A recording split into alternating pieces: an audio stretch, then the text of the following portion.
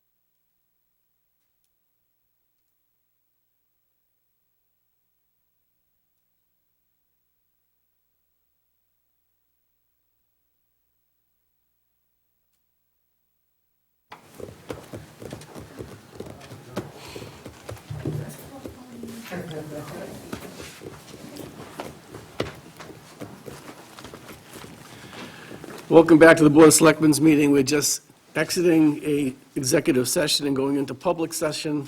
I'll read what's on the agenda first and then have the Pledge of Allegiance. Organizations at the first part of it. 7:05 is public input and members' input. 7:15, public hearing on tax classification, the most fun meeting of the whole year. 7:45, appointments, police promotions of deputy and sergeant.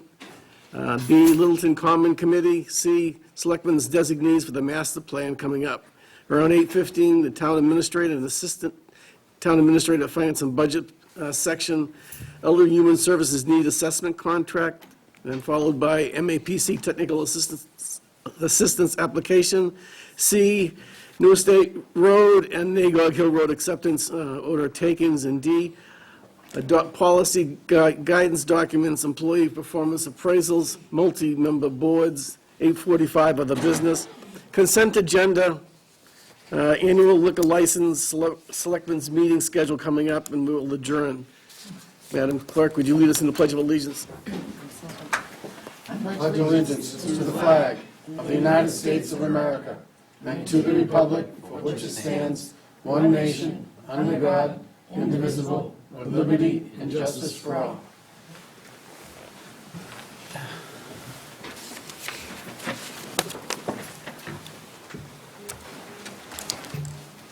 Keith, read the mail.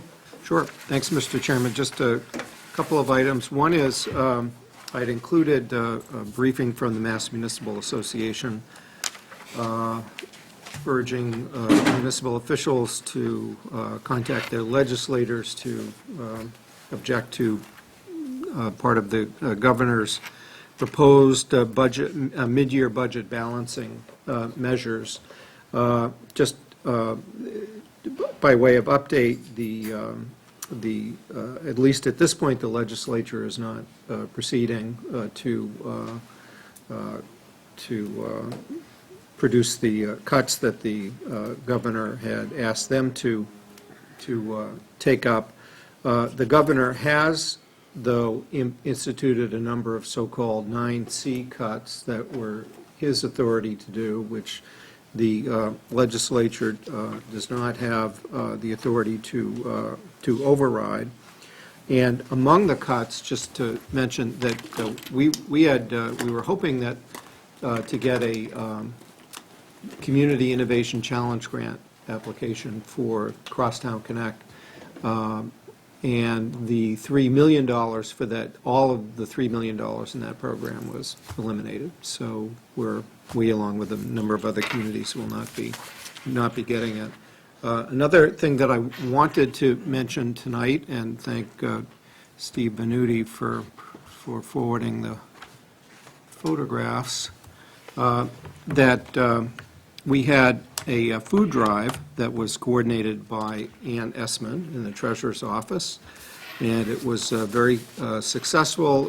There was over 1,200 pounds of food that were delivered, most to Loaves and Fishes in Devon's, and other going to the Westford Pantry, as well as our emergency food supply here in Littleton. And these were some photos that were circulated of the to sort of show the results of that effort, and want to thank the employees for their involvement in the process, and really to thank Ann Essman from start to finish for coming up with the idea and for overseeing its execution, and certainly the Highway Department, Jim clearing his throat, for their help as well. So thanks to everyone for participating in that effort.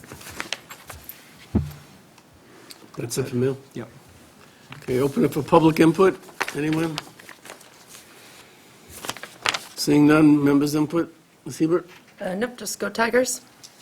Scott? I'd like to congratulate the football team. They're playing again for the state championship this Saturday, 9 a.m. at Gillette, against Cohasset, whom they beat last year. So it should be a great game, and hopefully everybody can get out there and support the team. That's it. Thank you. Mr. McCurdy?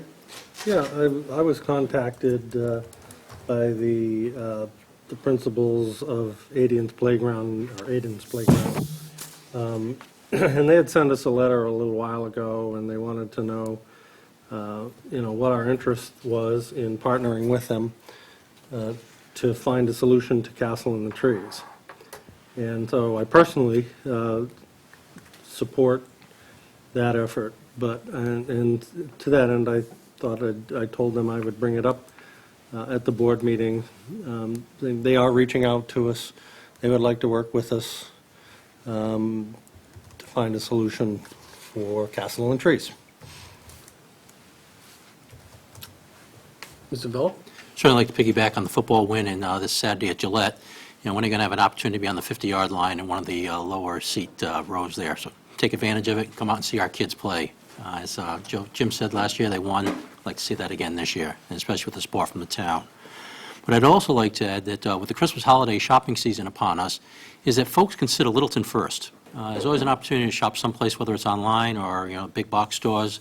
But when you're thinking about something, whether it's a present for the kids, yourself, or anybody else, or any other kind of shopping you're doing, give Littleton first a thought before you go anyplace else. Thank you. Thank you, Mr. Vella. I just want to point out, too, also on Saturday, we have the Holiday Bazaar, which is from 9 until 3 at the middle school. So I'll be heading to that after the football game. Okay. Proceeding on, we go to the topic that we all love to talk about every single year. We're so happy to have you here. And, we might break tradition. We might have Fred make a recommendation. You think that's going to happen? Awesome. I'll take odds.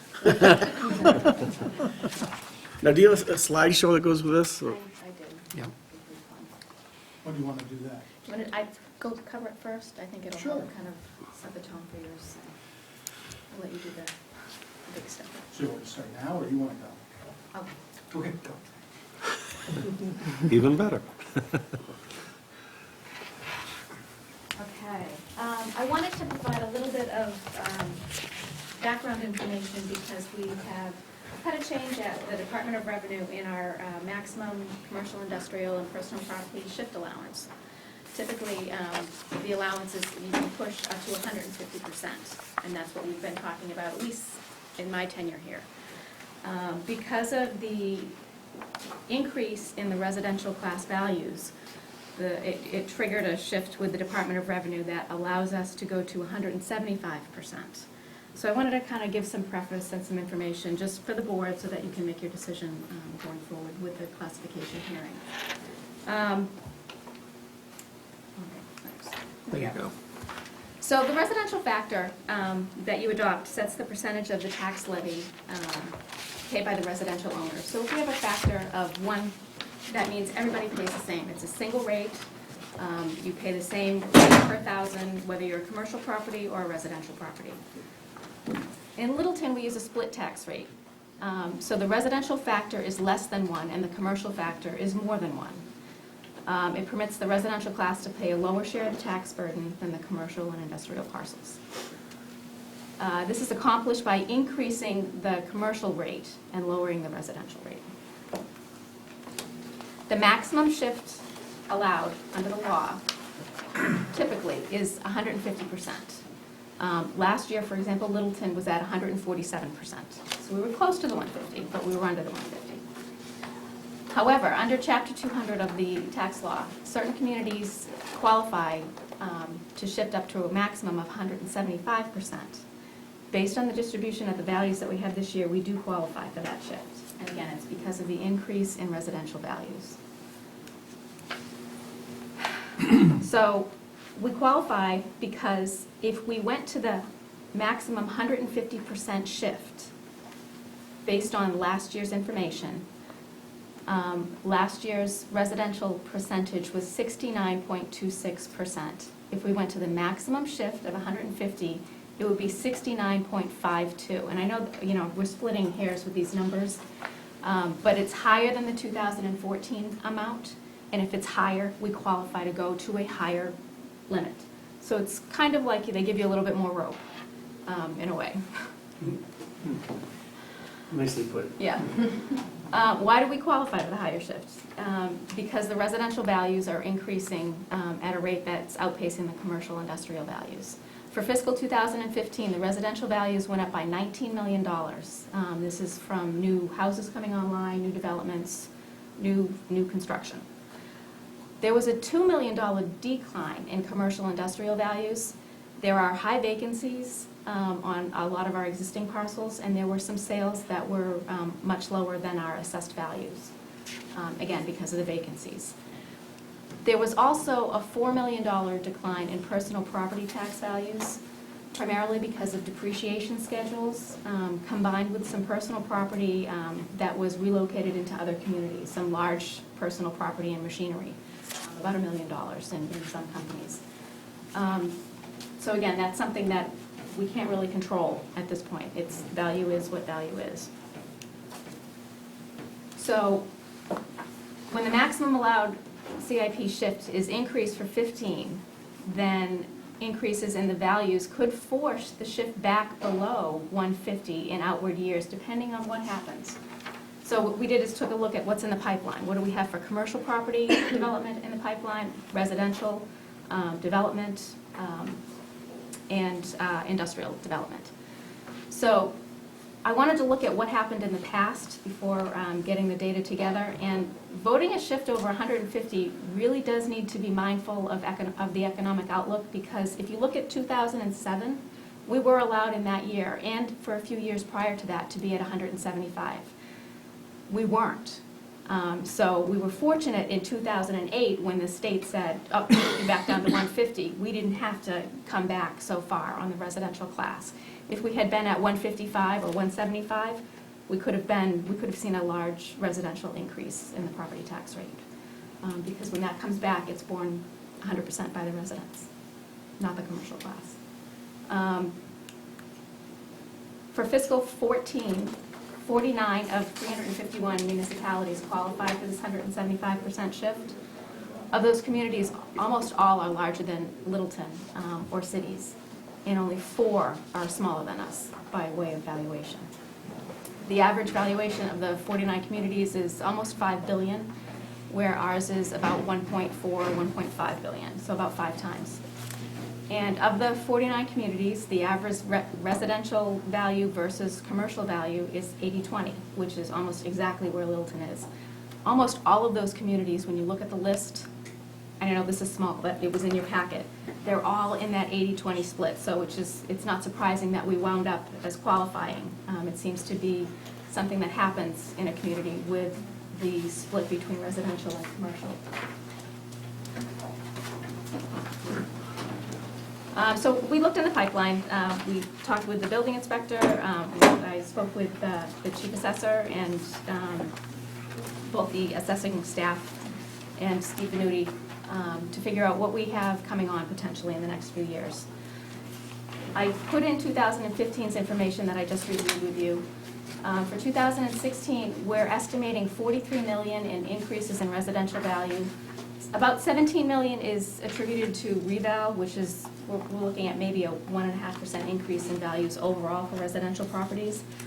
The remaining is from the developments that are coming online for 15 Great Road, for other developments that are in process and coming in. Commercial industrial, we're looking at a $4.6 million increase.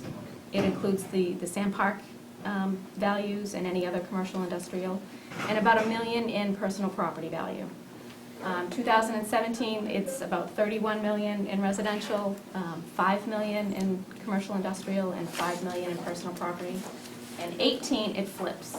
We're looking at about $10 million in residential and $17 million in commercial industrial coming on, and about $5.7 in personal property. So because of that higher increase in 2018, we wanted to look and see what that would do to the property tax rates based on the current situation.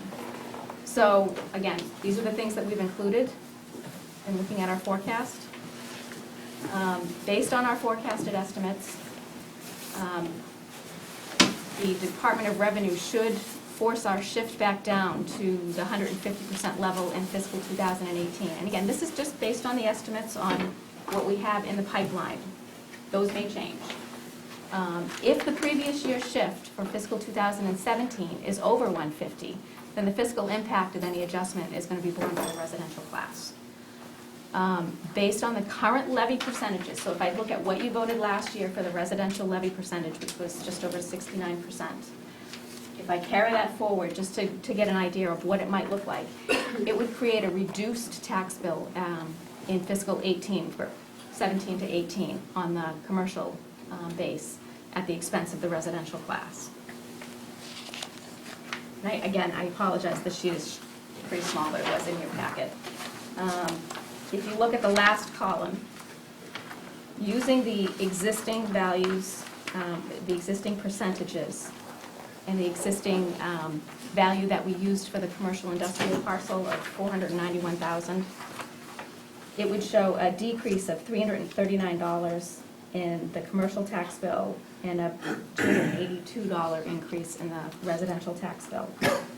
Or the resident class would go up 4% and the commercial would go down 2%, because we'd be forced back under that 150. Just, I did the math earlier, so what you're looking at is if the shift gets forced back down in 2018, the residential class would see basically a 13% increase in their tax bill from 2015 to 2018.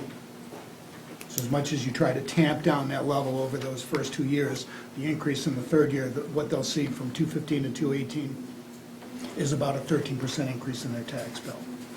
So by going up over the 150 this year, you may be limiting the increase in tax, but it's going to come back and hit them on the back end.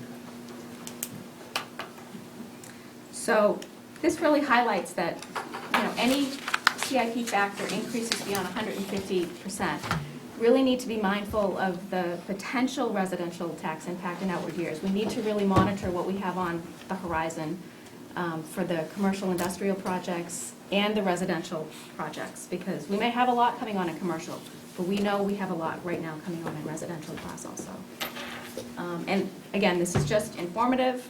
I just didn't want there to be questions on why we can go to 175 now versus why we couldn't last year. It's because the residential values are really increasing. And I know that's a lot of data. So for everybody in the room, we're gonna have a quiz after? Can you tell everyone's The answer here? is the taxes are going up. Everyone's here just to listen to this. You can. Now, I think what's important to point out, and it was mentioned 2 times, hitting in the back end, for people to realize that we could go higher on the values, but like you said, if it comes back to the 150, then all that comes back in the residential later on, and residential could really get hit at that point. And I hope that people understand that, And history repeats. I mean, we were allowed to go above the 150 in prior years, but we never went beyond 150. And so when it came back down, we were able to manage it. Fred, do you want to carry on from there? Well, yeah, I'm not used to jumping in the middle, but as you know, we're here to vote tonight not on the tax rate, but on the residential class factor, okay, which is the amount of the shift that you're going to make. Just to expand on Bonnie's comments a little bit, the bill was originally passed to allow the 175 at the behest of the city of Boston when, back in 2004 to 2007, that period, the residential values were still sort of shooting upwards and the commercial class was dropping, and they couldn't keep pace without killing the residential class. So it was really for larger communities to allow them to go over. That was where it came from. So we have for you a number of options. We've got some sample options, and we've also provided a complete list of every possible class factor that you can select. So you don't need to feel obligated to the examples we've provided. And we've given you things such as last year. One of the options is last year, setting the same levy percentage for the residential class as the previous year, the same percentage shift, the same equal dollar factor, in which case is both the average tax bills for commercial and residential will go up an equal amount. And that's this page 8, which has the samples. Okay, and Joe, you always ask for a recommendation, however, not given any directive as to what you're trying to accomplish with these, I think it would fall short for us to recommend anything. However, we will vociferously let you know if we disagree with the direction you might be going.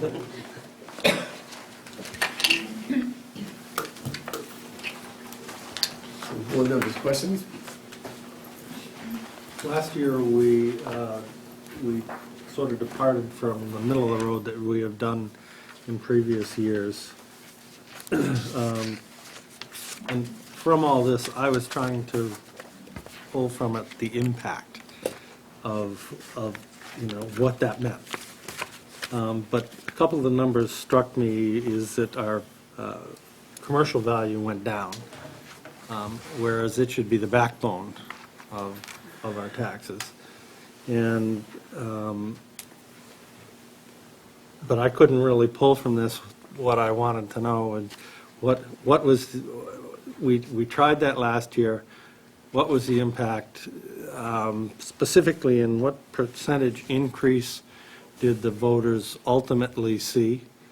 And what percentage increase did commercial property see? And just a general,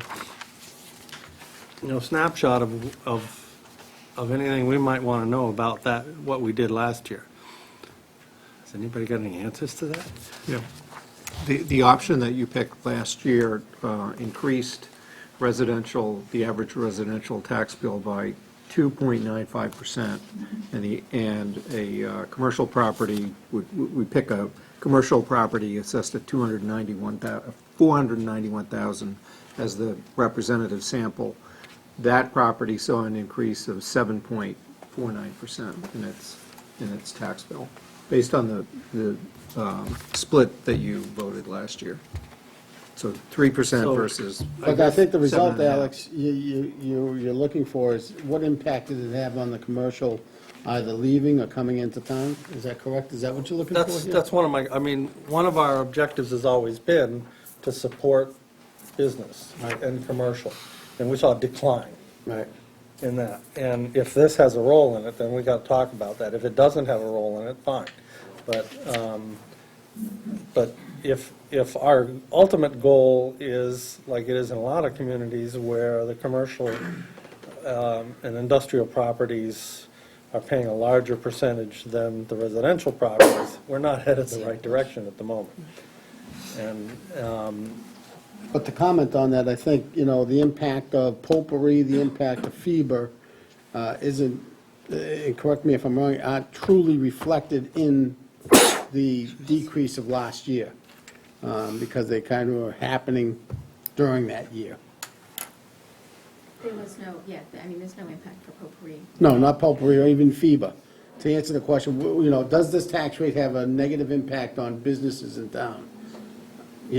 That's personally from what I see. intangible at this point. Well, we have somebody that You wants to mentioned some of spend them sold below value. I know why. 450,000 square foot building that wants to come in. So I think that folks do want to come into town. Businesses do want to come into town. We have the Point that's coming online. So I guess my point here is the shift that we did last year, I don't foresee it. I don't see it being a negative impact to business in town.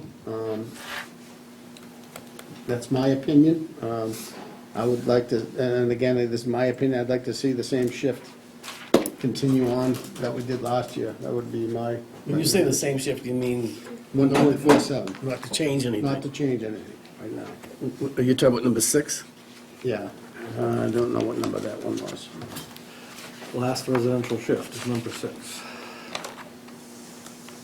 Number 6. Mr. Chair, Well, that's 148.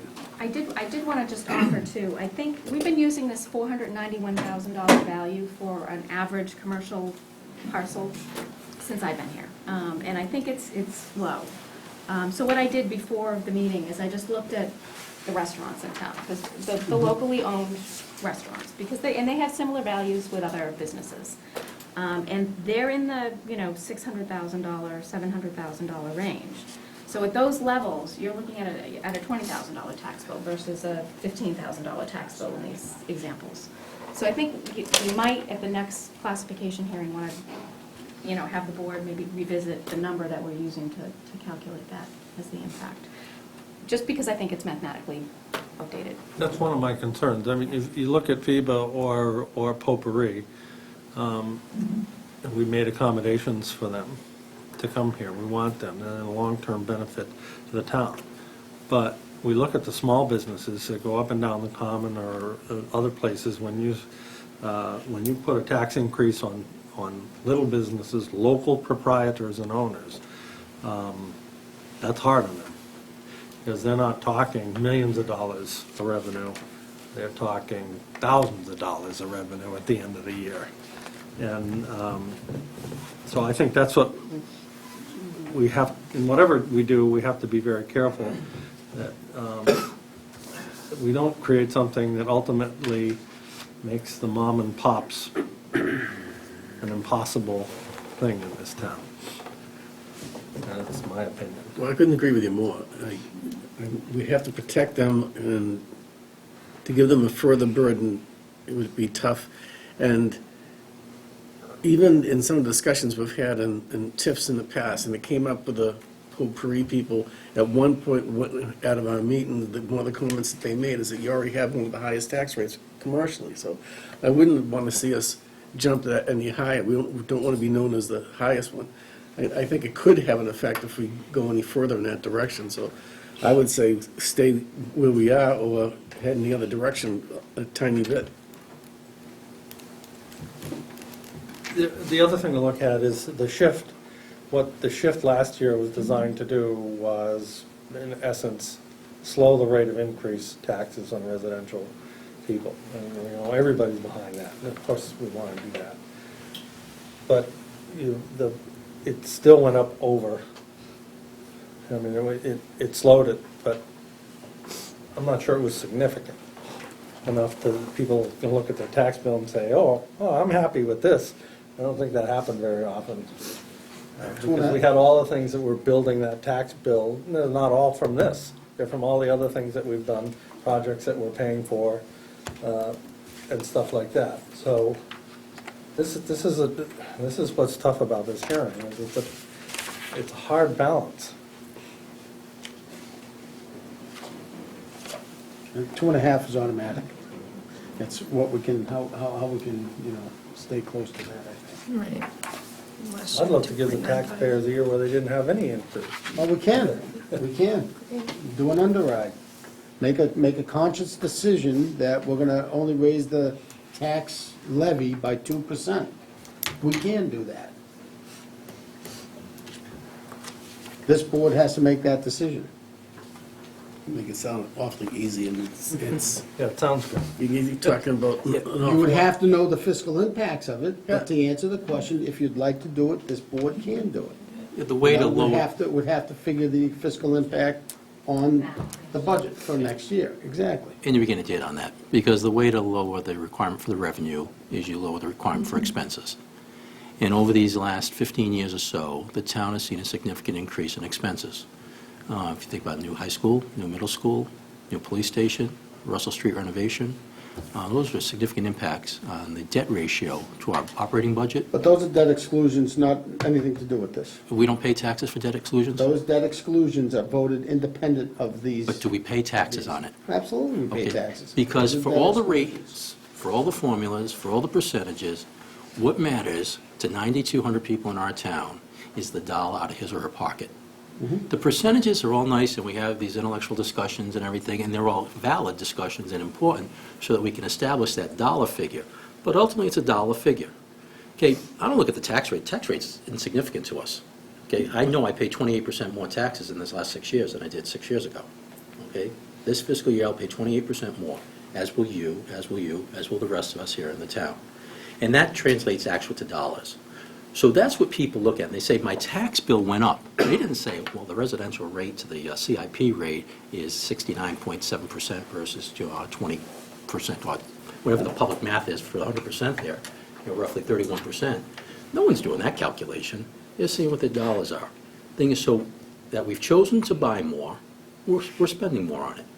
Those are decisions we've made as a town, and we just acknowledge it and press forward. Now, we start looking at the impact that this has on the outside also, to businesses coming to town. We each have somewhat of opinion, because we really don't have good empirical evidence as to why business A decided to leave Littleton, why business B decided to divest itself of some of its equipment in Littleton and move it to another location. You know, we go on and on. So when we see a decrease in the CIP, the properties that fall into the CIP, why are they doing that? Why did they decide to leave Littleton? Why do people decide to come in on the other side? That's That'd with be that. all the That's all negative part of side. it. The thing is, You got people wanna we come all in. have some very good opinions, but what we do share, I believe, as a board, and as our goal, is economic development. So we have to kind of think, is the decision we make this evening, how does that communicate our goal? Because we can have goals written all over the place, put them on blackboards, whiteboards, green boards, we can have them published in front of the town. But if we don't act upon those goals and actually walk the talk, so to speak, they're irrelevant. So people outside have to see it.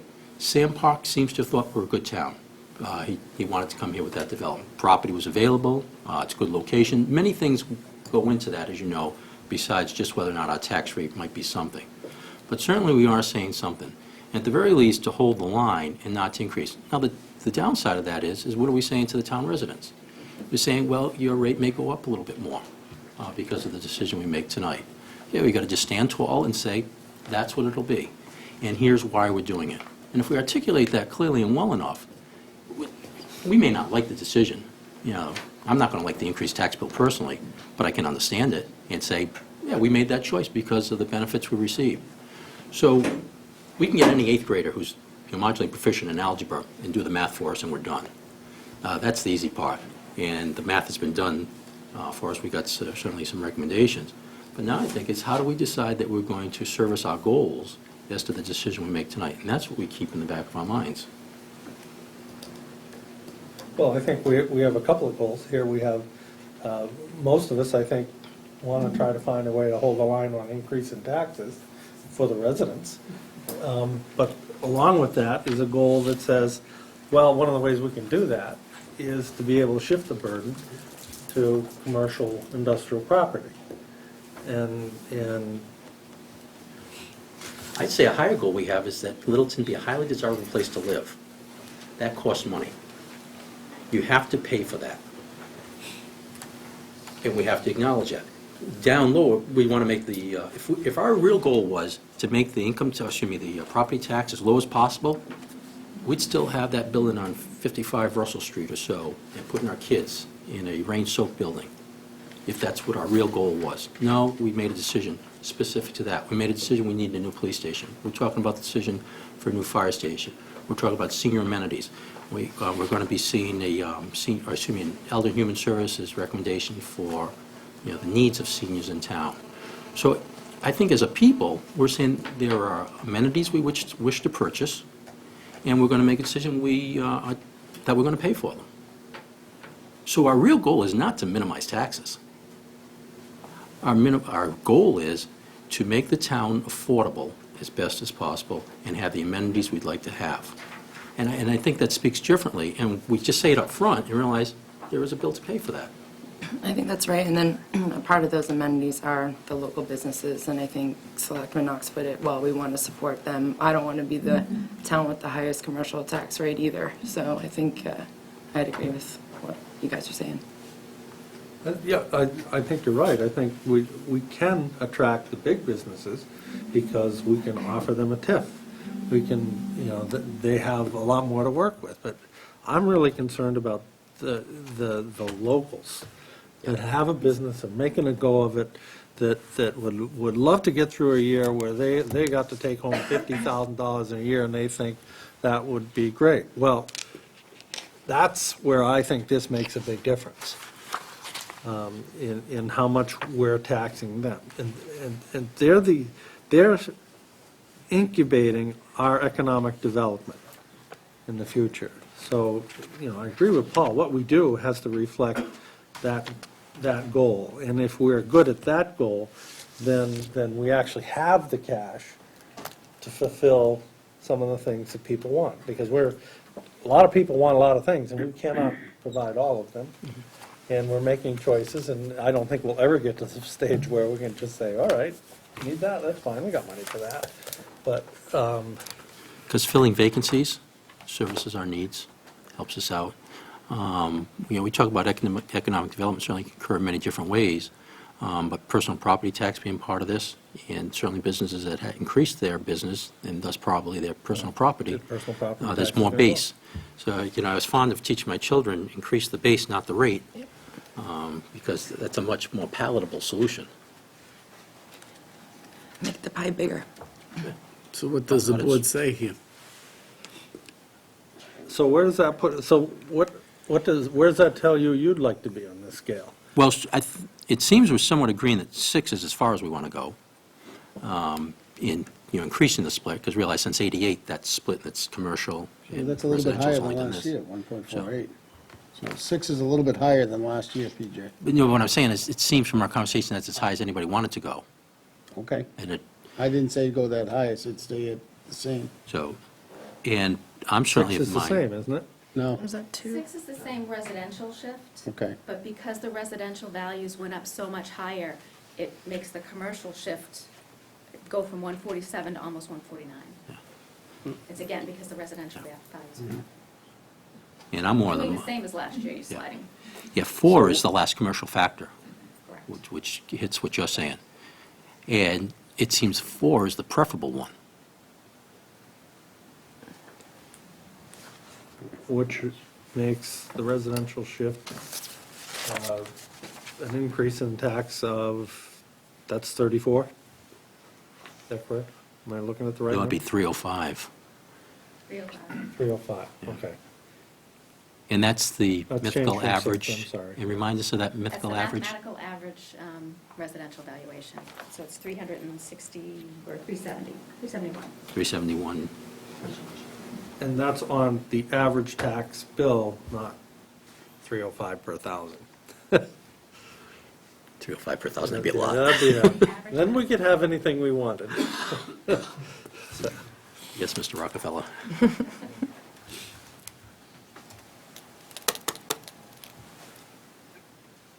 Well, I sort of, I don't want to, I don't want to have our economic development solely be the FIBAs and the potpourris and the point.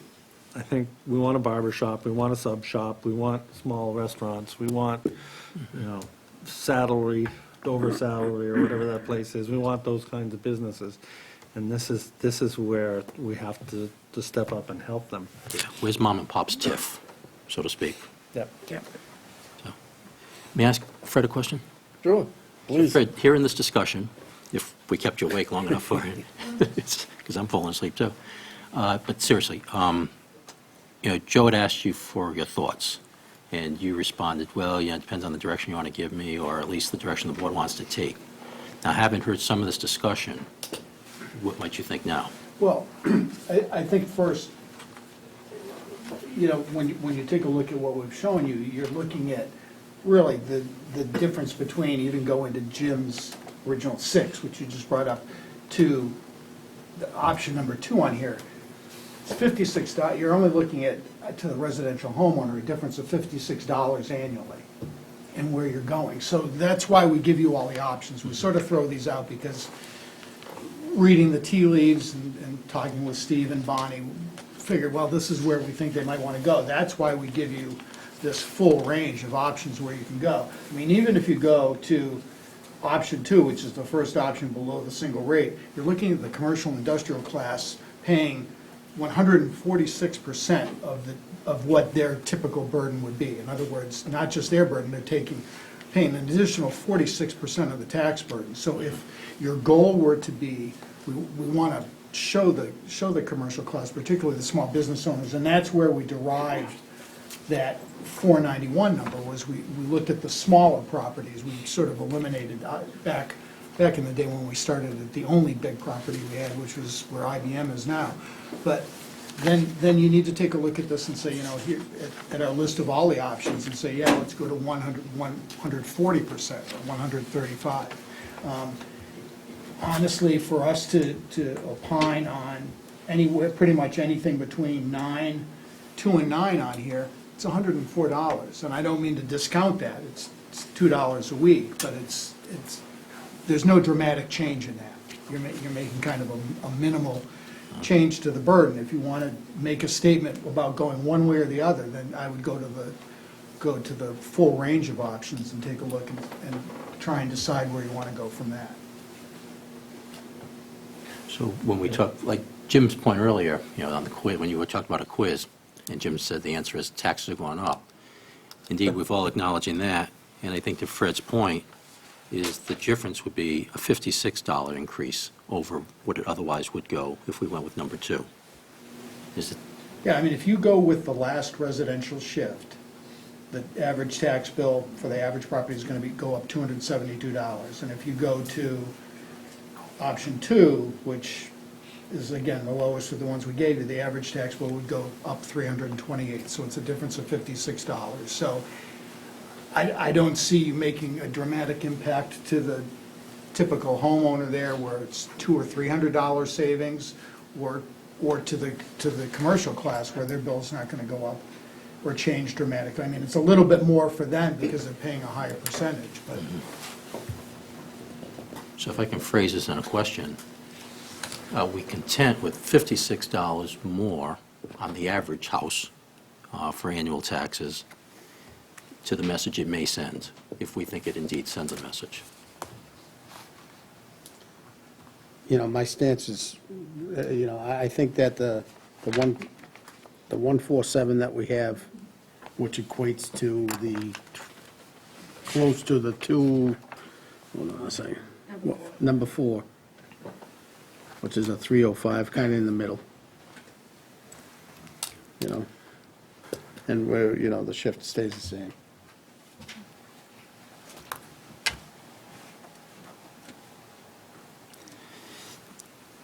So are you saying you're somewhere around number 2? I am, because, as I said, when we look back to 1988, it's only grown, the split rate. We've tried to put some skids on it in some of the years, and certainly mindful of residential taxpayers, which each of us here in the room are. I don't know if there's a commercial, maybe someone owns a commercial property, but if they do, they're also paying their residential rate, so double whammy, so to speak, in that regard. So I'm mindful of that, and I'm trying to justify that $56 difference in the annual average tax bill. You said 371, did I remember that right, Bonnie? 371K? 371,000.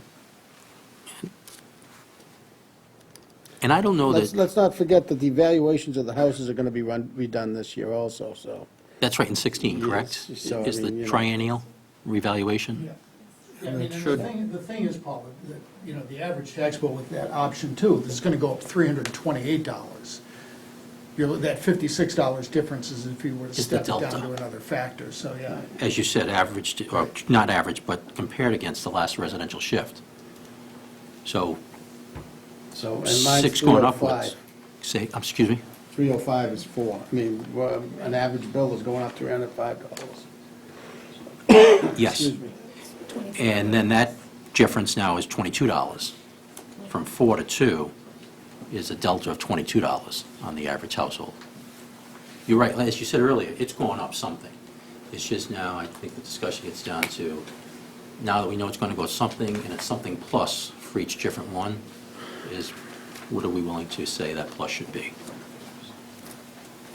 And I'm at 1.47. Well, again, I think if we make that statement to, as you say, the mom and pop adjustment,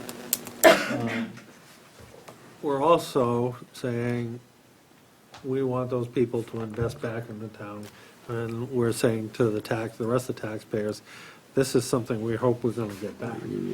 You're looking at the actual. That these companies are going to, it's going to help them, and maybe if we help them, then there will be growth both from the personal property side or even building valuations, because they'll invest back into their buildings. And the more businesses we have, the more burden they will take versus the residential taxpayer. There's a lot of mummy pups and kids and everything else when you start talking about residential, so. No, you're right. But and I'm not being a wise guy when I say this to you, Jimmy. I really welcome the opportunity for you to persuade me Yeah. as to the 4 over any of the others. PJ, you can, I think that the rate that we're at right now works for this town. I feel strongly about it. I don't think there's a need to shift any more back to the residential. Everybody's bill is gonna go up. I feel strongly that let's keep it as is at this point for the split. I know you feel Not going over the strongly. $1.75, not going over the 150%. Let's stay at the 146, 9, 8, 7, 4, 3, 2, 188. I called it 1.47. That's what number 4 is. And correct me if I'm wrong, but I think you're seeing a very direct benefit by staying there to the taxpayer. I'm saying I'm not going to shift any more tax Yeah. burden onto the residents of this town. See, what I That's I'm see is a saying. collateral benefit of if indeed, now, if it doesn't serve our goal, then I'm See, okay. here's the thing. Here's the thing about your economic development piece. There's a lot more to it than just the taxes. There's a lot more, there's infrastructure we got to talk about that this town is lacking, that driving people away. There are some just location issues that we see commercial properties that are struggling to be filled based on, the economic situation of the country. So, for you to say, we're going to shift the burden to the residents and we're going to have a huge, or not a huge, but have a better commercial base because of it, I just don't see that. And I agree there's a plethora of reasons as to Yeah, what so- economic development in the town will or will not be. I agree with you on that. But I would say it is an item that goes towards our economic development. Now, if we can say as a board, Didn't say. we feel it does not contribute to our economic development goals, I can buy into that. Personally, I think it does help. It begins, as I said earlier, about walking the talk, is that we're not only saying this, but we're trying to do some things to help businesses in town. And now the collateral benefit downrange is that as we begin to grow our commercial base and grow it more and more, and not necessarily by building more buildings or, building large box stores or anything like that, but by the value increasing because of some of the directions we take, that increases the base. And as I said earlier, what can we do to increase the base, not the rate? I think this helps. other issues have much more beneficial impact. Infrastructure impacts have much more beneficial opportunities for industrial increase They absolutely than this. contribute. But I think So- one of the things Paul's saying is, if we deliver this message, that we want to act on our desire for economic development, it's not the only factor, I agree. But if we hold where we are, essentially what we're telling the voters, we're hanging on. No, we're saying we're not gonna By increase your making- tax bill by as much as we will if we shift to number but 2. by- We're gonna save you a little bit of We're money. saying, well, we're gonna hold on to where we are right now, and we're gonna hold on to it as long as we can, but we're not participating in something that we think will eventually help us bring that down. And small business is the way we do that. Well, I think some of the master plan work we're going to be doing can maybe help better educate us and get an opinion, figure out our priorities and that kind of thing. And then next year, that we'll have relevant data to bring into this conversation. And me and you will be right, hopefully there. So maybe that is the message that we send. We stay the same now. What Jim's saying makes sense. We gather data for the next year through master planning and then reassess. Can I get a little bit of history? How did we arrive at the present, now, some of the discussions that took place last year and some of the Essentially, rationale? what we're doing right here is True, how but we what were run it. some of the arguments that came up with this particular rate?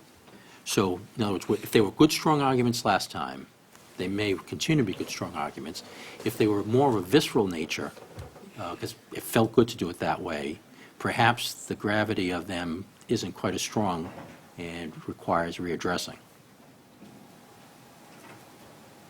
Well, what happened Three of last you were year on the was board one last year. thing. Give the is we residents a break. limited the increase to the residential taxpayer. That was the goal of what the board voted last year. We'll limit the increase to the residential taxpayer. We weren't saying they weren't getting an increase, we're just saying if we take this methodology, then we're gonna try to give them, can't even call it a break, we're just gonna limit how much we increase. This is, we're trying to stem the tide a little bit. But the- And that might have been a good one-year solution, but if we just, if we spend all our time stemming the tide, next thing you know, the tide's in and we're in up to our neck. And we really have to have a plan here. And Right. hanging on is not the way to do it. And I'd agree with that, but this is our perfect opportunity to use the master plan to be, an impetus and a kickstart into doing that. And we certainly would have some data by next year, but we're talking about a 2-year process for the most part. on Yeah, that that's plan. true. And Alex's point about stemming the tide, Yeah. You can build the dike so high for so long, and then the tide overwhelms it. It may be today is an opportunity to begin that process, where we don't need the dike as high. I think that's worthy of a thought. So how do we do that? Do we have to, Yeah, we're gonna do it now. we don't have the time? We're going to vote on it, but here's what I would ask, because certainly if we just make a motion on one, we get an opportunity for unanimous, 1/4, obviously the math, that. How have you done it in the past when you've decided to vote on this? Just one, has it kind of come to a consensus We already? try to kind of move with consensus. Do we think we're at a consensus now? I think you heard down here, Yeah, we know. Where are you guys? I'm more towards the two, and Two. and I heard what you said, that you feel strongly about it. That's good, and I respect that. But I'd like a little bit of, if not data, but some supporting documentation as to what develops your strengths. as I would of yours. I think I've offered some Okay? rational thoughts, Yeah, though, you're saying beyond the I feel give the, strong. give the businesses a break so more business will come. I'm saying give the folks a break, give the residents a break. Well, not so much a break. It's not a break. It's not a We're not break. giving them a It's not a break. break. You're right. That's It's not a break. Keep it the same. Keep it the same. We're not keeping it the same. No. We're limiting look, how the much answer their to the question taxes that go up. PJ said is taxes are going up.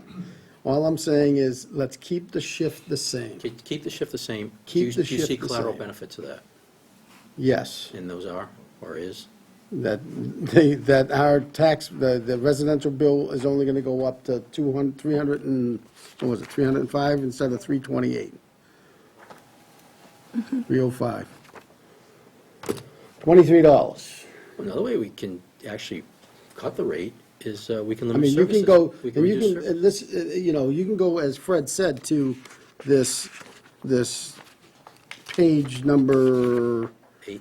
6 and literally go decimal point by hundredth, by thousandth, by 100,000ths of a percent, so I don't want to do that. No, all I'm asking, Jim, is what you see, the collateral benefits of staying at the last commercial factor. So, Keeping the rate the same, the split the same. that's the decision. We've had companies come to us and say, we want to come to Littleton with that tax rate, But with if that we tax keep it the split, same, not the same rate. Is the voter gonna actually recognize that and say, No, oh yeah, because we're my going up taxes, $305, Alex. my taxes only Every went year we up go by up $300, $300. $400, $500 on residential taxes, and it's gonna go up even more once we get the reval done. That's gonna be the ouch, once we get our And if this is an unfair revaluations. question, just slap me. When folks have said that to you, have you responded that taxes have indeed gone up in our town, but we've bought more? No, they, what I tell folks are, when you vote to increase your taxes go up. When the Board of Selectmen decides what the shift is, your taxes go up. It's a matter of how much that shift is gonna, the burden of the levy is gonna be on the taxes, on the residents than the businesses. So, out of the $32 million, $36 million of the levy, what's the burden gonna be on you? And see, and that's it, what we do. talk about the levy, But outside the levy is important, too. It Because- isn't, not for this discussion, really, No, PJ, because you've we're been setting talking- the shift. You've We're been talking setting the about shift. taxes, though, Jim. I know, but we're setting the shift right now. We're not talking about outside the levy. We're talking about the shift of taxes that the $36 million consists of. Who's the commercial going to pay? What's the resident going to pay? So, Mr. Treasurer? Just, Jimmy said this twice already. The stuff that's voted as debt exclusion is part of this discussion, because it's all part of the levy. You're raising the funds that are paying the entire bills of the town, which includes those debt exclusion items. So it's all factored in here. I just want to clarify that part.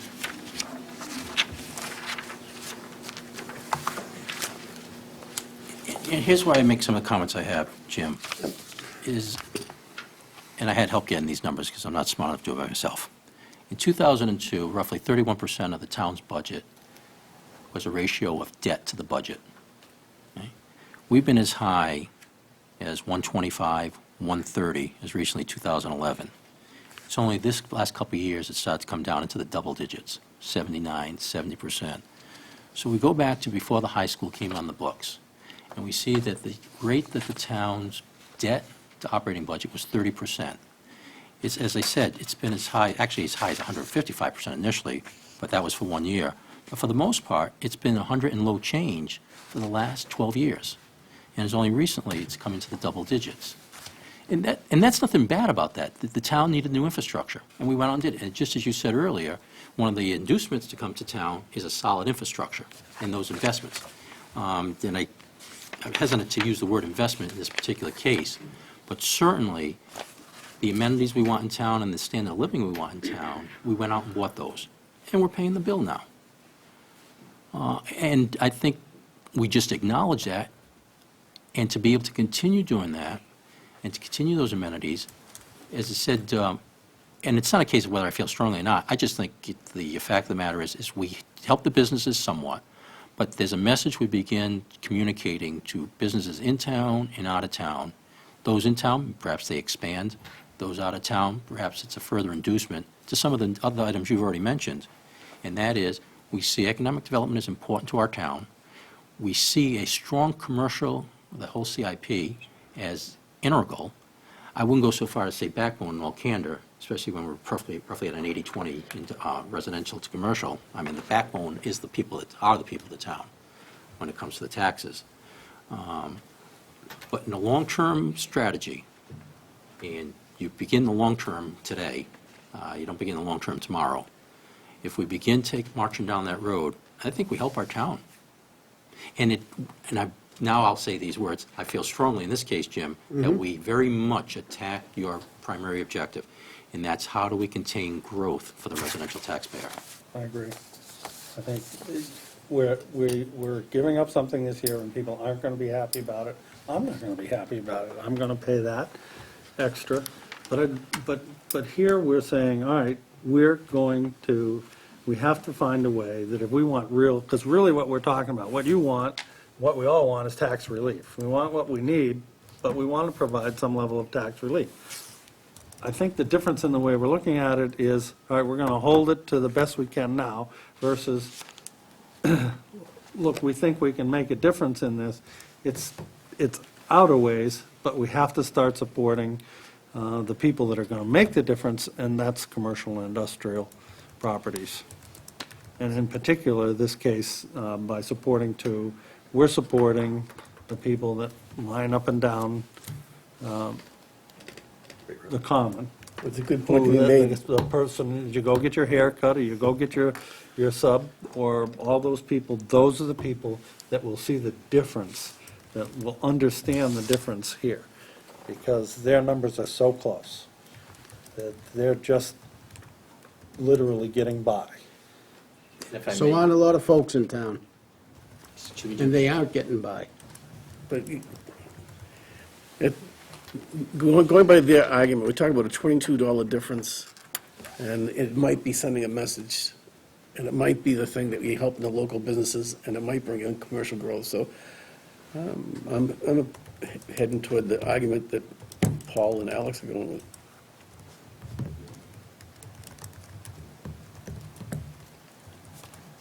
I'm good. I'm sticking where I am. It's- that's what I'll do. I can make a motion if you want, or you can make a motion. And You want to make a motion? Well, do we have that consensus? It's not fair to box someone into a corner, I believe. No, that's why we have a 5-member board here. Are you content if I make that motion? I won't vote for it, but that's my Then- opinion. then I respect That's- that. It's fine. Is there option of going for number 3 in the middle, an option? Number 4 is in the middle. Look at this. Compromise is not bad, No. but splitting the baby is not good either. There should be a strong reason, I believe, to split the baby, so to speak. And sometimes to assuage feelings to go forward is a good reason, to misunderstand me.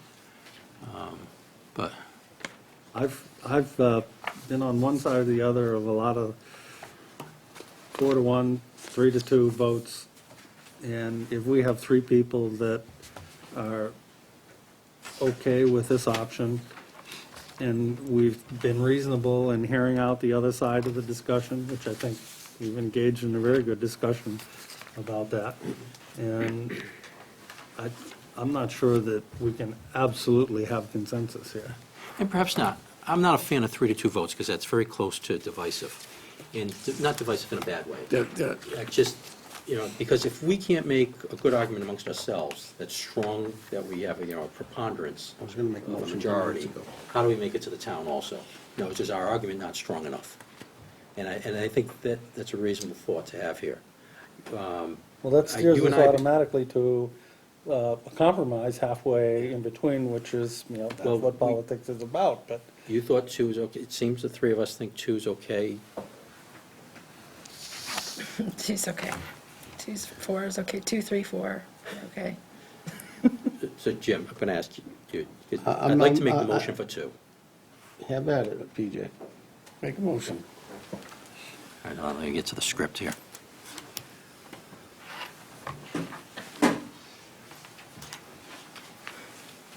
All right. And I'm going to ask for help, because when we say the residential factor, do we want to say the 1.46 or? No, if you're looking for the option for number 2, it would be .883132.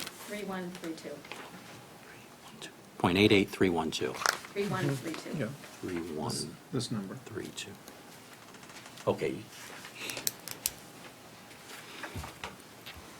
And we're only on the first piece of this. We haven't even got to exemptions yet, correct? why don't we take them one at a Yeah, time? fair enough. Okay.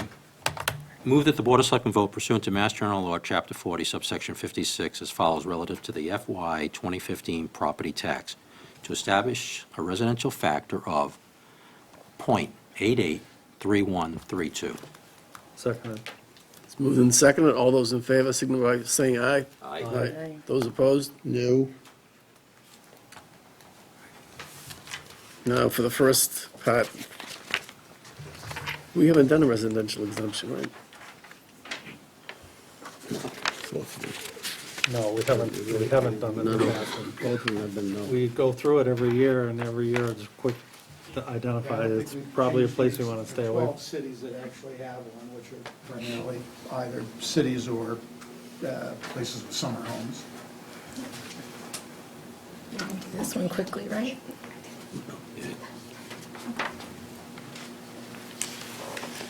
Residential factor, it gives a tax break to owner-occupied properties, to the owner, and it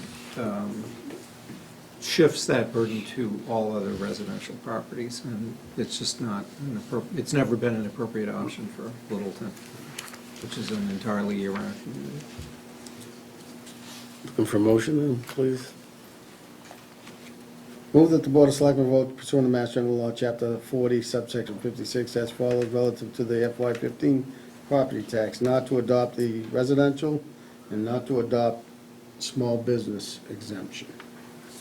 Second. Moved and seconded. All those in favor? Aye. Those opposed? And the number is? 6566.12. 6566.12. 6,566 and 12 cents. Move that the Board of Selectmen vote pursuant to Mass General Law, Chapter 40, subsection 56, as follows relative to the fiscal year 2015 property tax to identify $6,566.12 in unused property tax levy capacity. Moved and second, all those in favor? Aye. Those opposed? Whoa. We didn't, we, Is the you don't most have to fun explain. meeting of the They- year. owe me He included 23 not bucks. doing that one either. Yeah. Thank you, thank you. Anything else you want us to Give do you while a you got our day. attention? No? Okay. Thank you. See you next year. Okay. Thanks. Okay, thank you. Now for the pleasant parts of the meeting. Chief? Because of the nuances involved. Yes.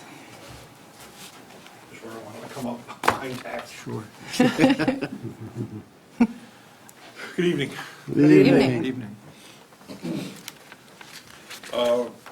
Tonight is the final step in the promotional process that the board approved on August 18th, 2014, to promote a sergeant and a deputy police chief. And actually asked Sergeant Patterson and Detective Fernandez to come up front and sit next to me here. First off, I'd like to say that altogether there were 6 individuals who participated, 3 for sergeant and 3 for the deputy chief's position. All did tremendous jobs in the assessment center and also in the oral board interview sections of the process. Can't say enough, but unfortunately, there's not 6 positions available, there's only the 2. So selections obviously have to be made. The sergeant's process was held on November 4th and November 19th. The selection out of that process was Detective Pablo Fernandez. Detective Fernandez has been an employee of the Littleton Police Department since 2002. He's held the ranks of a patrol officer and detective. He's currently the school resource officer. He also serves on the RRT for NEMLEC, and he's actually a hostage negotiator, and I believe he's done about 13 calls now for hostage negotiations throughout the Middlesex County. He obviously also is our school resource officer. He's had a lot of contact with the young men and women of the town of Littleton. He holds a bachelor's degree from the University of Hartford, and he also is a member of the United States Navy and was, I believe, honorably discharged.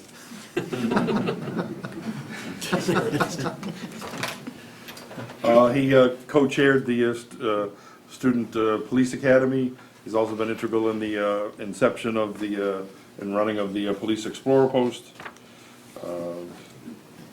Detective Fernandez is qualified to hold the rank of sergeant, and stands with my recommendation to the board for his appointment as a sergeant effective December 8th, 2014. Do you want me to go over a little bit of the assessment center, or how much in depth do you want me to go other than what you got in your packets? What you had in the packets, certainly, what you gentlemen, all the people who applied for this job, what you went through was tremendous. The assessment center, I was pleasantly surprised to see how intense it actually was, and I give you a lot of credit for that. But Chief, if you want to go into it briefly so the public knows what the process was, not in the Sure. whole thing, but Sure, real quick.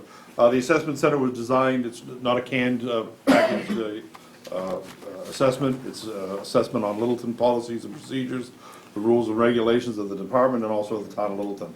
It's not something that just is done on,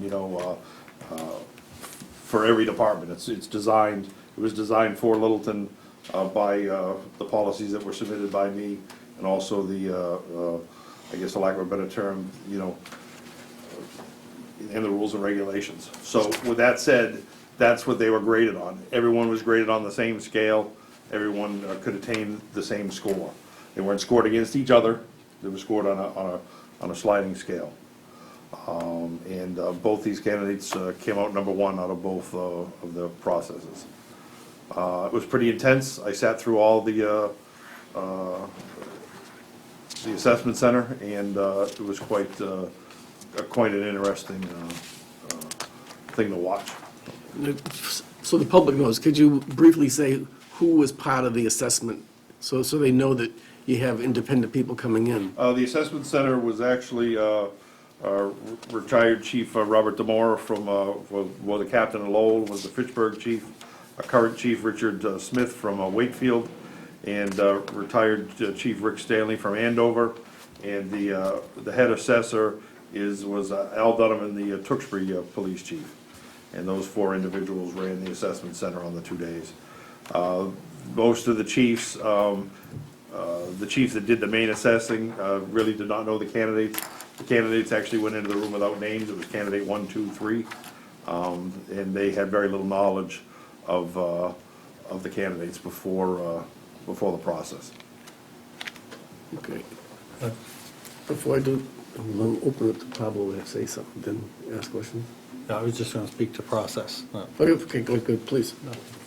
And you know, I've been saying process for a long time, but you know, there are things in this assessment center exercise that are pointed out here, and I just wanted to point them out. Adapting and coping with stressful circumstances, analytical thinking, problem solving, and your approach to that. Conflict management never happens in a police department. Decision-making and decisiveness, initiative and thoroughness, the ability to multitask, and one of my favorites, operating with integrity, the ability to orally communicate, planning, and written communications. That's the scope of what's here. I liked every bit of it that I saw. I read the thing intently, and as I look at the 2 gentlemen that are sitting there, they fit the bill. I may add one thing, we're also using, I'm going to utilize this along with all the candidates that went through it, but also we're analyzing where we may need to have more extensive training for both our patrol officers and our sergeants to help them move up to the next levels as things occur. So we're not just using this assessment center as this selection, we're also going to go over it and see what better training can we provide to our employees to help them take the next steps up. And it could be, some of it's tailored to individual employees also. You know, you may need some public speaking, you may need to know some more budgeting, because it's not something the sergeants really get into, but we're gonna use it as a training tool also. And I think it also serves as a roadmap for those who aspire to climb up. They have something they can sink their teeth into to say, all right, if I'm going to get promoted in the future, I have something that helps me do that. Detective Fernandez to be sergeant. Any statements you want to make before I open it up to the board? I just appreciate the opportunity to go through the process. And if appointed, I look forward to the new position, and hopefully utilizing my years here, experience as a police officer, but also in my personal life to help the town and the police department. Board members? I just have one general thing to say. Your chief did such a good write-up here. I couldn't even think of a question to ask you. It's so well written. The summaries of your credentials and why you're qualified in the process you went through. I think it's fantastic. So I'm good. You gonna miss the kids? I will, yes. That's all I have. I've had the opportunity to work directly with Pablo over the last few years or so as the school resource officer.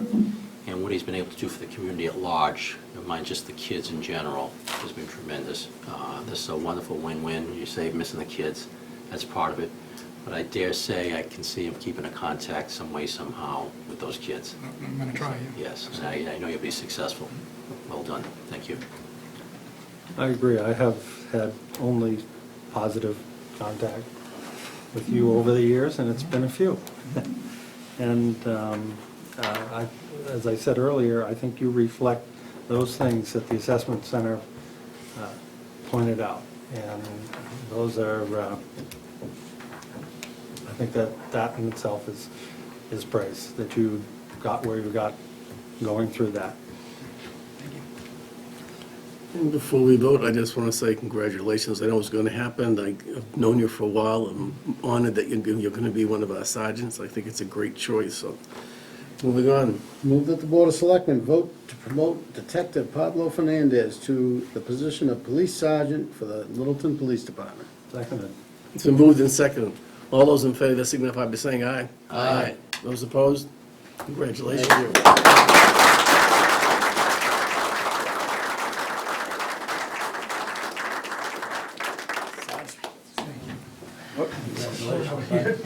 Congratulations. Watch the landmines. Easy pot's over. Second part of the second individual tonight, Sergeant Jeff Patterson. The assessment center for deputy chiefs was held on November 3rd and November 18th. Again, not to repeat myself, all the candidates who participated did a tremendous job. But again, unfortunately, there is only the one position. The selection process identified Sergeant Jeff Patterson as the person to be promoted to the deputy chief's position. While a member of our department, he's obviously served with distinction. He's been in charge of the detective division, and responsibilities placed him out front to represent the department in several high-profile cases. One part I would like to extend is, before working for us, he actually was the Chief Operations Officer for Patriot Ambulance, where he managed over 250 employees, a fleet of 50 vehicles, did the budgeting and made projections to lead that company into the future. And he did come here, much to the chagrin of his wife, because of the pay cut he took. So we have to remember that also. Sorry, Sue.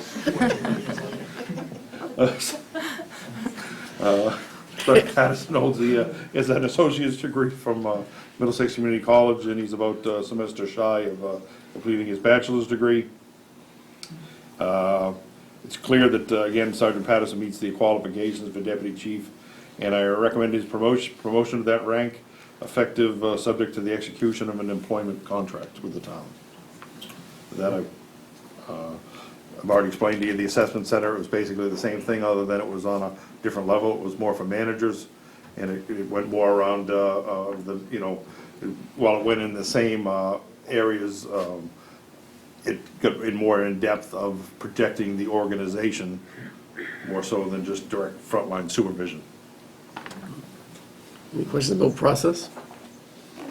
If not, before I open to the board, Sergeant Patterson, anything you want to say? Again, I would like to thank for this opportunity to try out for this. The process was definitely something to learn. Probably one of the harder interviews I've gone through in any type of my careers. I started at my law enforcement career as a reserve officer, special officer for the town of Concord back in 1992. I worked there for 9 years, and then, as the chief said, I went on to Patriot Ambulance. I started there as an EMT working on the ambulance. Moved up every 6 months to obtain the position third in charge, right underneath the two owners for a very large company. I enjoyed my time there. I also worked here for a short period of time as a call firefighter for the town of Littleton, and then moved on to be a reserve for the police department before becoming appointed a full-time officer. I'm definitely vested in this town.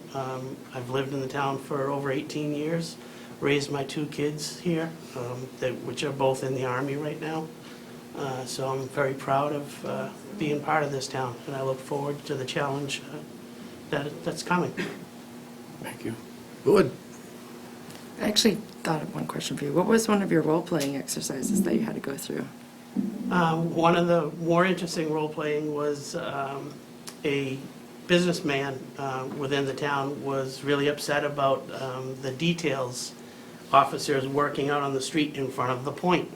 They utilized that as the example, not getting directing the traffic and getting the traffic flowing to get the equipment in and out of the point because he's got deadlines and everything else. He was supposed to be meeting with the chief. That's what he was expecting when he came in. When he came in, so he was meeting with the deputy chief, right away had issues with it. Get Had used to to that. handle, had to handle that situation and come to a resolution that he was happy with. And it was probably one of the more interesting ones because it had so much to do with what's going on Yeah, in it's so town now. relevant and So- probably will happen, yeah. Thanks. Let's hope not.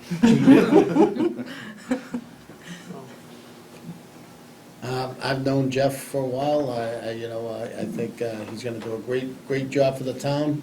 As he said, I just want to point out a fact again that his son and daughter are in the Army, and we appreciate that also, so it's awesome. Great. I've known Jeff for quite a while, and he briefly mentioned that he came to the Littleton Fire Department, and somehow I knew that a day like this would come. I didn't envision me sitting here when that day came, but, when I think of things like operating with integrity, I think of you. And all those years taken, we took EMT refreshers together. And I always went and sat where he was. It was nothing. It was always a good time, and he was always a professional. And I'm really, really happy to see you get this. Thank you. Well, I've not known Jeff nearly as long as you all have, but certainly in my time having known you, positive encounters each and every time watching you in the community. Is always that people respect you, they look up to you, and that's certainly a very good beginning. The chief made a little bit of humor at Sue's expense here, but I'd like to piggyback on that, but not in the humorous sense, and that is, we know this is anything but a 9-to-5 job, and family support is so critical, and a strong family structure so that when you do go home, when you get that opportunity to get home, that you're going to want to vent or whatever, how you deal with it personally in the house, but that there's somebody there to help support you. That's going to be a long, long way, so congratulations in that regard, too. Thank you. I just want to end by saying I had the pleasure of seeing you at the polls right afterwards, and I just walked up to you briefly and said, well, how did it go? And the facial expression you gave me right there told me how hard it was and how mentally spent, and I can understand it. And I certainly want to congratulate you, so I would look for a motion. Move that the Board of Selectmen vote to promote Sergeant Jeffrey Patterson to the position of Deputy Police Chief for the Littleton Police Department, subject to the negotiation and execution of the terms of employment agreement. Second. Moved and seconded. All those in favor? Aye. Those opposed? Okay.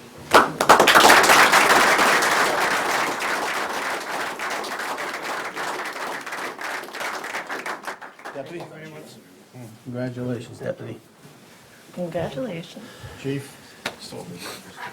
Hey, Chief.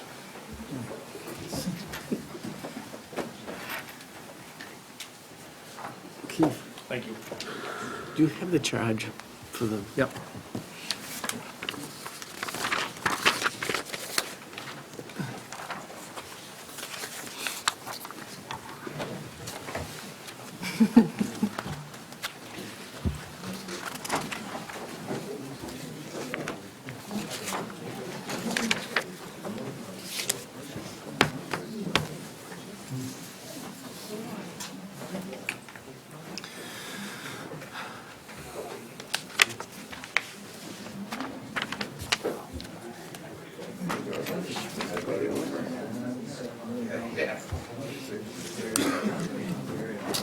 We're gonna need some water for this next one. All right, we're about to enter into, oh, go ahead. No, go ahead. It's still noisy out back, so we can, Did we say how many people on this? We didn't count. there's Nine nine. There's applications, nine, and there's right? so much to do that might be worth it.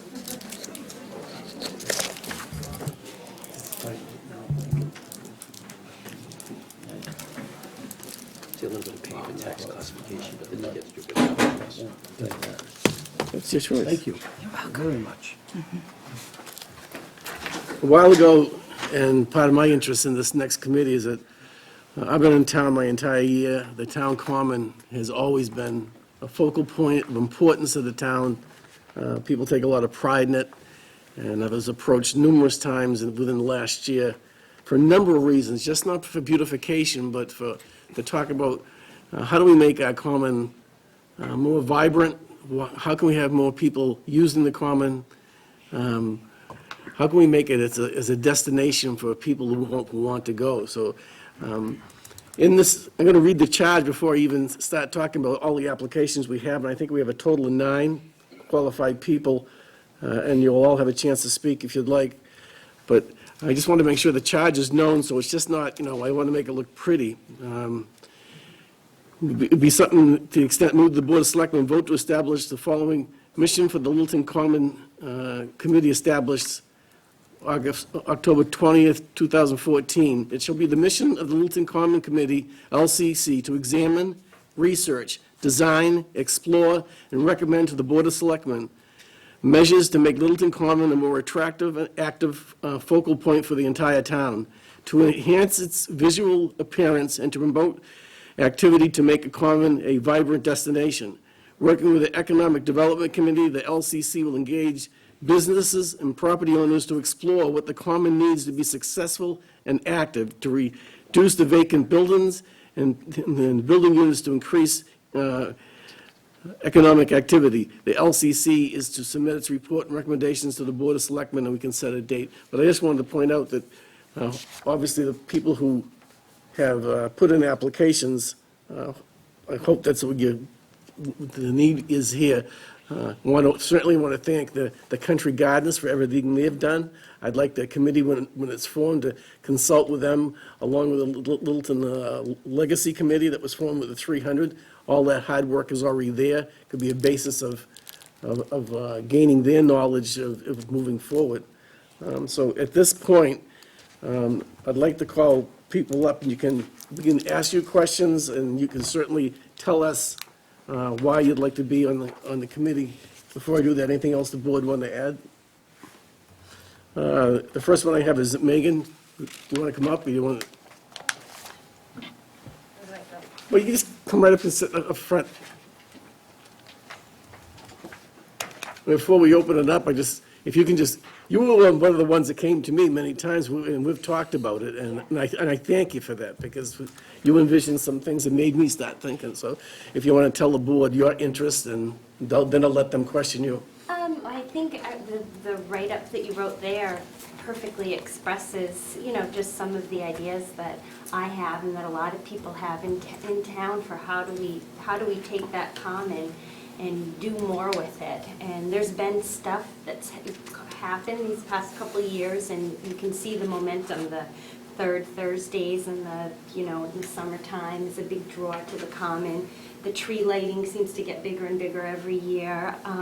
So people in town want to congregate on the common. They want that to be a focal point of the town. How do we make it safer? How do we make it more enjoyable? And how do we beautify it too, So, I have lots of ideas that you and I have, talked about at our meetings. Trying to reach out to other towns and find out possibly if they have any guidelines or, what they might have, for standards for their buildings around their commons. I don't know if historical, if that comes into play. I guess we would find that out. And then even reaching out to, I believe there's a shade tree committee in town too, and finding out even just a couple trees along the there's a lot we can do. There's a lot already there. I think the momentum in town with the new Gallery 529 and all of that, I think the momentum in town is we want to bring stuff to the common, and how do we go forward and do more. Board questions? I got 2 for you, Megan. Sure. Can you just give us 2 objectives that you see in the beautification of the common? Just real brief, and give us 2 objectives that you see that would promote some economic development down there. So 2 objectives, just in terms of town pride? Yeah, I think 2 objectives for the beautification. What would you say? Add more trees? Yes, I think what would be something else? Add more trees would be a big one to me, particularly along the Goldsmith and where that veterinary, that adding some trees. Madam Street there, sure. You know, maybe some kind of, I guess as a mother of a new middle schooler, I see that the middle school seems to congregate on the common. For a long So time. somehow, I guess maybe that seems to be the drawer, and maybe, I don't know, a fence, or just something, something that could make the common look nicer, but also maybe safer too, for like people that do congregate there, or young families that maybe would picnic there, if there was, you know, maybe a fence or some planting, something like What that. about economic development? What do you think, because there's a lot of empty buildings down there. Yeah, that's a can of worms, I think, if you wanted to start looking into, because does the sewer debate come into, what do we need to attract businesses to the common? In my mind, I've always thought you need, because parking is an issue there, but, destination type stores, if there was something that you could only get some, a couple, something other than a consignment shop or a bank, but, something that it would be worth circling around looking for a parking space, or, some, I don't know. People want to be there, they'll find us a parking spot. Yeah, but then, and then Thursdays. that brings into the whole, do you change, there's a lot of conversations around this. How do you change the traffic flow around the common? Do you put like a road, or, there's a lot of ideas out there that, friends have, you get together, you talk, whoa, what can we do, and ideas kind of come out. So there's a lot of ideas out there. Nobody just knows where to go with them. So. Okay. I don't know if that answers your question. You're But I've you're never around done, it anyway. You're on the common. I've never done You're in the anything common, that's good. official, like committee work. Sure. So that would all be since high school and Model UN, so it would all be new to me, so I look forward to learning. Al? I don't have any particular questions. Paul? I'd like to defer until we've spoke to everybody, and then just maybe a comment or two and a general question or so, and anybody that might want to answer. Sure, thanks. Thank you. Next, Jenny Cameron. Who I got to know in the 300th community. Do you want to give us the background of what your interest is? Sure. I live on King Street, just a couple blocks down from the Common. I feel like I'm part of the Common, even though I'm technically not. We walk that way all year round. And I'm a fairly new resident of town. We've been here for 3 years now. And I think my feeling about the Common since I moved here was that it had the potential to be a really great resource to our town.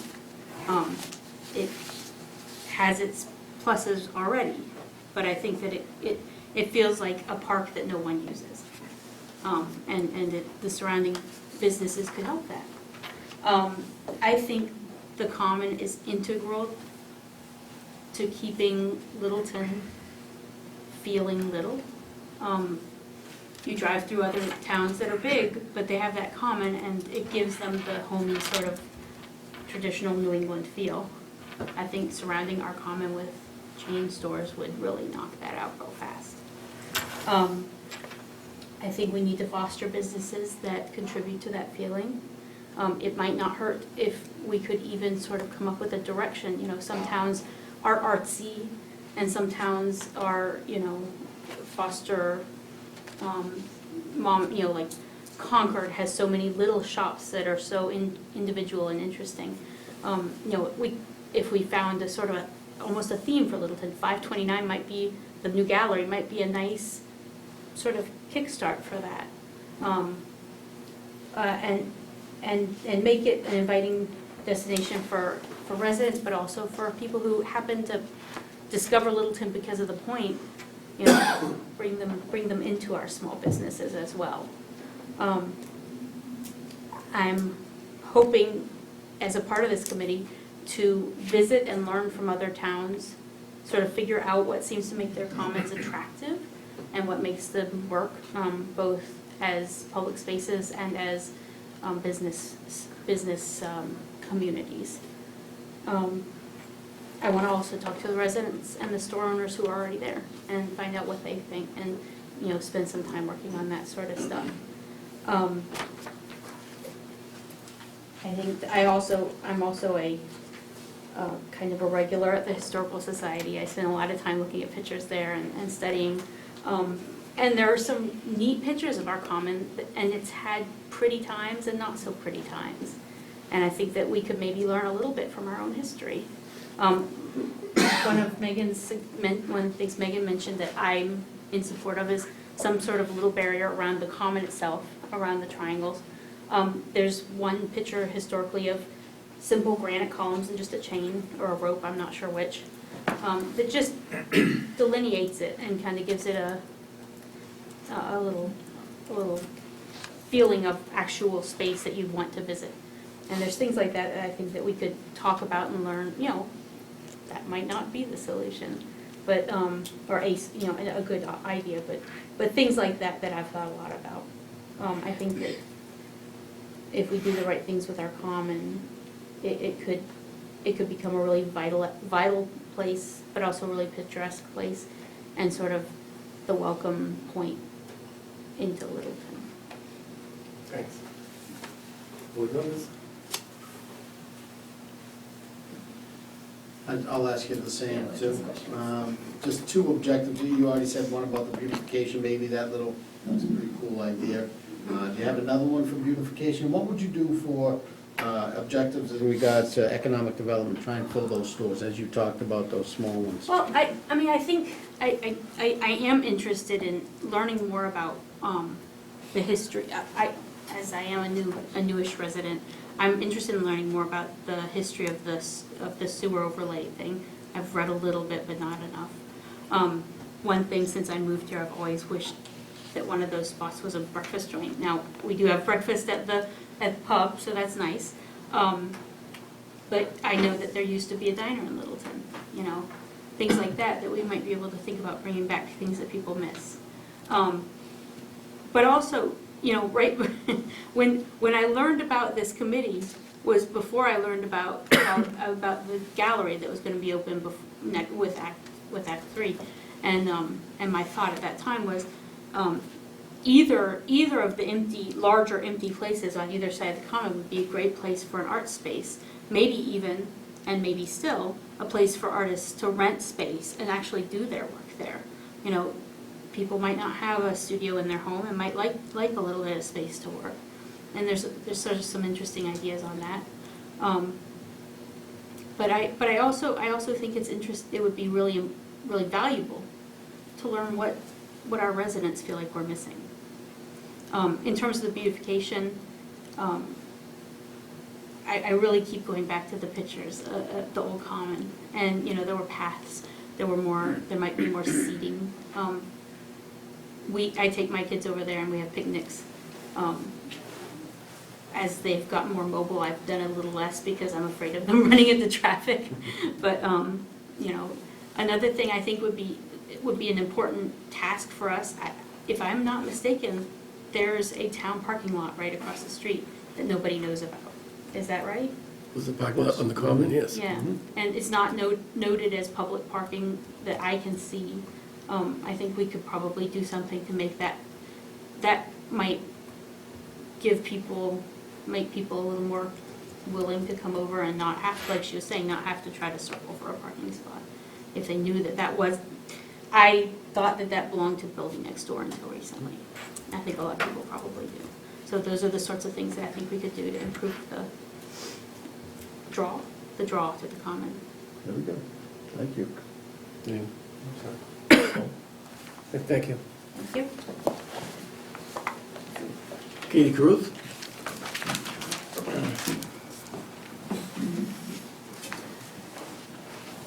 How are you, Katie? I'm good. How are you? Good. You want to give us background? Well, I think that Megan and Jenny have been very articulate and described very well what some of the things we can accomplish with this kind of a committee. I live around the corner. I live on Goldsmith Street, just a couple houses up from the common. So it's really part of my everyday neighborhood. And my family, my husband, he, when the kids were little and even now, they'll just go for a walk downtown. They'll go hang out on the common. We love that access. I guess my first tendency would be to look at, improving the plantings. I know that when the street was redone, we lost all the trees that were right next to common convenience. And now that's just, it's barren, it's bare. The gardening club has done beautiful plantings at the intersection, but there's no shade trees there. And I love the idea of more seating, and we need some nice shade for the seating. To make it a place where people will want to spend more time, an extension of the common itself, which, I know that we enjoy. We spend a lot of time there and, have picnics, and just hang out. For us, it's been a real family place, but I would just like to see that, the care that's taken for that small area extended to the properties, and to, the curbsides abutting the common. And as far as economic development, I think more, for me, the interest is more like, the landscaping. That sounds like a lot of fun for me, but I also think, looking at zoning in other towns, how they handle maintaining an attractive downtown, what the regulations are. I think that's another way, way to approach this, that this committee can do. To make it more attractive, to make it a place that people would want to put their business right there. Thanks. Questions? Okay, so I guess you touched on a couple of issues with the beautification, and I guess that's where you really want to be part of, based on the landscaping. I've got some background in agriculture. I love gardening, horticulture, the idea of working with somebody who knows about trees. That sounds like a lot of fun to me. But I could also support that, how would we fund that? So that was my initial draw. But, like I said, I think the zoning, there's lots of different ways to approach this. And I think the zoning, the overlay district that was done is pretty extensive. And I guess maybe you'll I don't see. mean zoning. I mean, I don't have the right wording. Okay. I'm thinking more of like code or whatever. What's permitted? Can you leave, your trash bins in front of your store permanently? Just an aesthetics kind of thing. Okay, so economically, I mean, obviously, it needs help, as, there's a lot of empty stores down there. What do you think are some couple of objectives that you would bring to the table to try and get those business owners, property owners, some tenants or some economic development down there? Whether it be like I think Jenny was talking about the small shops and things like that. Well, I think, first of all, if it looked more appealing, that would have an economic benefit, because it would look like a place where people would want to put their shops so people could go there and buy things. Or I love the idea of a diner. I would, that's a fabulous idea. I'm not like, let me think. So that's my approach is, I know originally when the idea was brought forward, it was a beautification project as proposed by residents. And I think that economic development could be an extension of that. I've got ideas for, I love the idea of, artists down there. Or, better highlighting the special things we have going on in town in those storefronts. I'm not an economist, I don't have a background in finance, so I can't really say much more than that. Any other questions for that? Thanks, Steve. Mr. Azzolino? I know this gentleman can tell us a lot about the Common as far I as... can, but I'm not going to, no, I'm not kidding. A lot of you know me, but a lot of you probably don't. I'm Joe Esselino. I have a business in town as well. It's a real estate company based in Common. So I'm familiar with the Common area, I'm familiar with what clients want in Common. I'm familiar with what the sellers, or the homeowners, or building owners, or commercial owners have and what they need to do with their property. So from an economic standpoint, I can tell you what we need, it's how to get there. How to get there, maybe we can offer some grants, local grants, state grants, to the current owners to better their properties. There's a lot of empty properties in disrepair, so we need to get them up to speed and make it a little bit nicer for new tenants. And that's where we're having problems with. There's no parking, so we have a parking issue as well. You know, you get in front of the sub shop or Peter's Place on King Street, and it's again empty because there's no parking. People don't want to walk across the street to get large items into their cars and so on. So if you come to King Street and you try to pick up some large equipment like the furniture store that was in there, there's no parking for them. So it's a deterrent for them to shop there. And that's why the current guy went out, the last Circle Furniture went out. So from an economic standpoint, we need to be able to give the sellers some relief somehow with parking, give them some relief with making the storefronts more accessible to tenants, to shoppers, things of that nature. And then some of the other items that I thought would make it better is some of them are run down and they're empty. And we need to maybe offer some incentives through grants, maybe to get these sellers to make the place better for either a sale or better for our renters because they're just sitting there empty.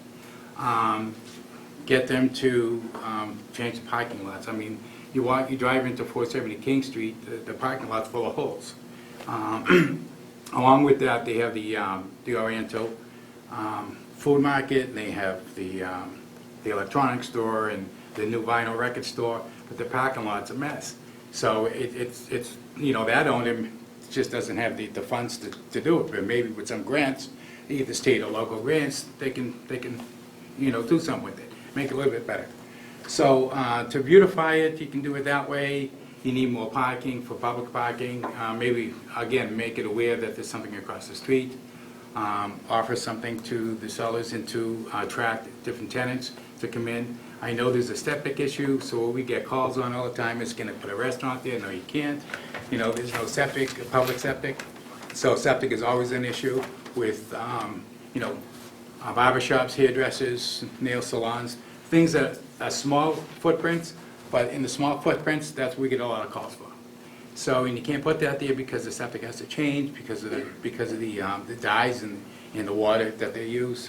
So they don't have the funds to do it, the sellers don't have, the owners don't have the funds to do it. So the smaller places are not getting rented as fast and leased as fast, and it's just gonna get worse over time. So the reason why I came in front of you tonight is to help and offer my advice and my expertise in terms of what I do for a living, as well as a resident, to help you improve it. Thanks, Joe. Yeah. Questions? Really well said.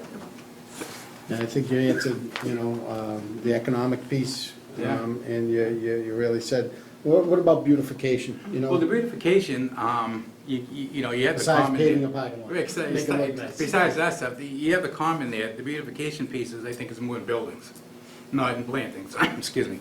You know, like Peter's trying to do something nice, but, you know, 470 is not doing anything to that building. So if you give them some grant money, help them out, help them make it a little prettier, or have them be able to incentivize them to sell it, to put something else there that's gonna meet the needs of the people of the town. And I think, and there's another piece on the other side of the street too, I can't talk about that one yet. But may have a situation there where we can do the same thing. and try to get different small mom and pop businesses that are going to be sustained over periods of time. Because I think we're losing that. I think we're losing, they're coming in for a year, going out, coming in for a year, going out. And that's not going to drive our economy at all. So we need to do something and help those landlords with new tenancies and fill the vacancies for longer periods of time. And it's not the fact that the buildings won't sustain, businesses, but it's what we put in there and how the building looks that's going to draw the tenants. I mean, not the tenants, but the shoppers, all the common people. So, beautification is not, to me, is not the common area. It's the buildings and trying to make it look like something. Make it look like we're proud of where we live and where we work. Yeah. Thank you. Anything for that? Okay. Thanks, Joe. Okay. Thanks, Joe. Yeah. Linda Gianetta, Troublemaker. she could tell us a lot about the beautification of Coleman. And that clock park is coming out beautiful. Yes, it That is. does look nice. So that's why I want to be on this committee, to continue what we already started with Legacy and being on the Littleton Country Gardeners, doing what we've been doing the last few years, taking down some of the overgrown bushes and doing new beds, excuse me. So that's, I look at it, I'm strictly beautification, I'm all about beautification, as you know. I also lived in Bedford for a long time, and I had a business in the Common, so I'm very aware of historic districts and zoning bylaws and things like that. I'd like to see, I'm not really familiar with Littleton as far as if there's a zoning bylaw or a historic district. I don't think there is. It's not a historic Right? district, it's a village I district. It's a mean, I would village. love to see that happen, so that the whole Common, was beautiful. And the parking and the storefronts is just, I look at it with a different eye. I'm also into design and landscape design, so I think I can bring a lot to this group. Thanks. Any questions? You answered the beautification piece. The economic piece, being a business owner in Bedford, what would you say would attract you to Littleton Common to open up a business? To me, it's all about zoning and having rules and laws about colors and paint colors and sign bylaws. To me, that's really important. And I don't know about the empty buildings and all that. I don't really know what we could do for that. Okay. Anything? Thanks. Thank you. Joe Cecilia? How bad did I do? You did better than most people. Pick a cello. Thank you. I've lived in Littleton for 3 years now. I'm a landscape architect. And I love the Common. I think it's a great place, and I think everybody that's spoken, I could reiterate that. I think why I would like to be part of the committee is I see the point going on, and I feel like that's the heart. The Common is the heart of Littleton, and the point's going to be a pretty big impact on that. And we need to. This is a great opportunity to rethink it. I think when I think of the Common, there's sort of the curb, back a curb in is the green, but I think what's important now is to think about sort of the edges in the buildings, in the infill. How do we start to do that? How do we make it more pedestrian friendly? I think scale it down, because right now essentially it's a traffic island, unfortunately, and it doesn't have to be. So I think part of the goal of the committee is A, figure out what our goal is, and then B, start to think about it in ways that can get us to what most people in town would like to see there, which is a pretty open question. And I think that's part of the process and what we should start to explore. In terms of economic, that's just complicated, because what does that mean? You can approach it in so many different ways. And also, there's, short, mid, and long-term goals. But my initial reaction, long-term, would be looking at infill. There's a lot of open parking lot spaces right at the edges, buildings behind, and if the goal becomes, making it more pedestrian-oriented, how do we facilitate getting that infill in? Again, this is long-term, and then sort of, in the immediate range and middle range, what can that become and what does it look like? And presenting that to the town. And then also another advantage I see of being on the committee is that we have our master plan coming up. And given that the common is the heart of Littleton, I think that master plan is sort of the brain of the town. And we've got the heart, and I think that, working on that together is an important aspect. I think that's kind of it. And I've worked on projects like this, and it would be nice to kind of work on it at home and have more of a personal benefit to it. Questions? I just have one question. You talk about infill. What does that mean, I guess? I don't know. Building and, buildings, essentially.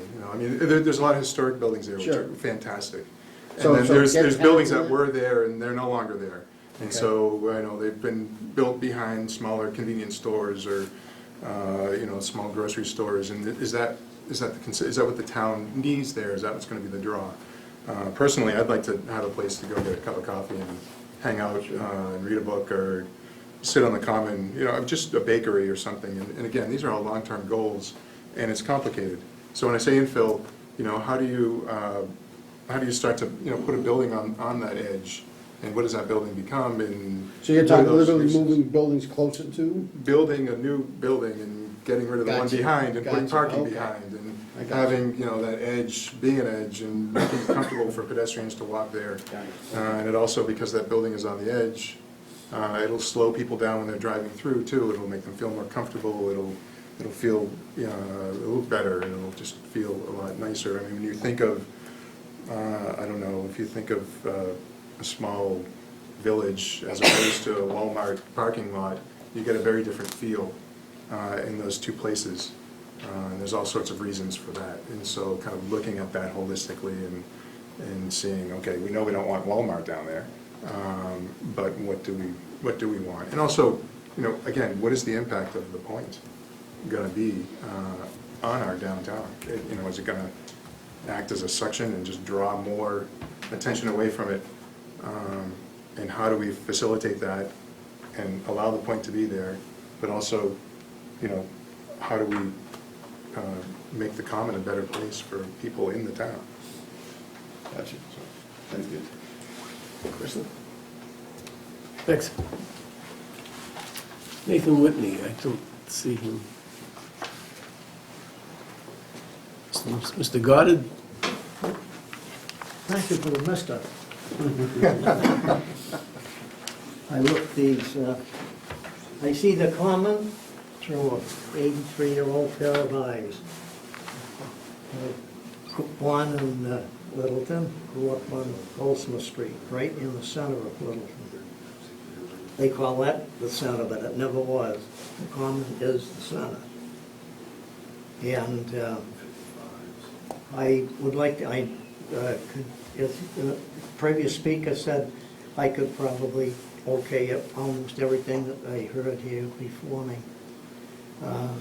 We do need more of these small shops. I would love to see something like Concord happen around there. I know the beautification can take place afterward, but you gotta get these people in there.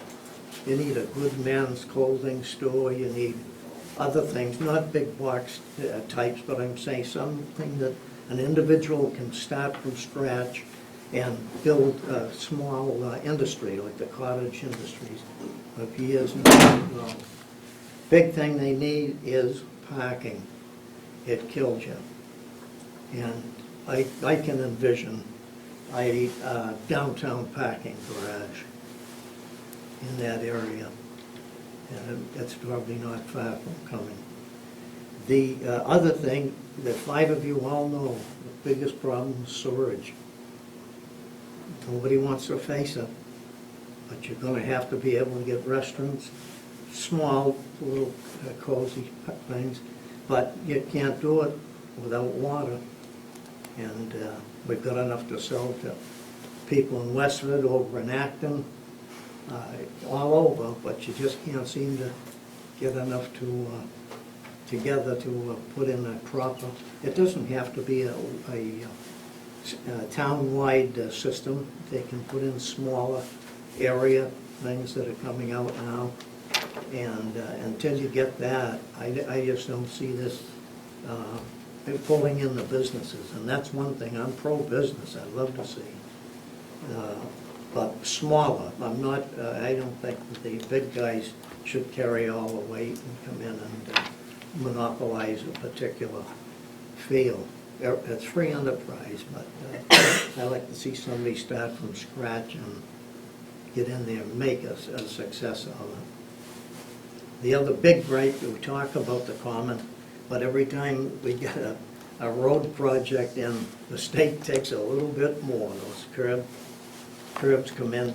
We used to play baseball, football up on the common there every day of the week. After school, all vacation, everything. It was a great spot to be from.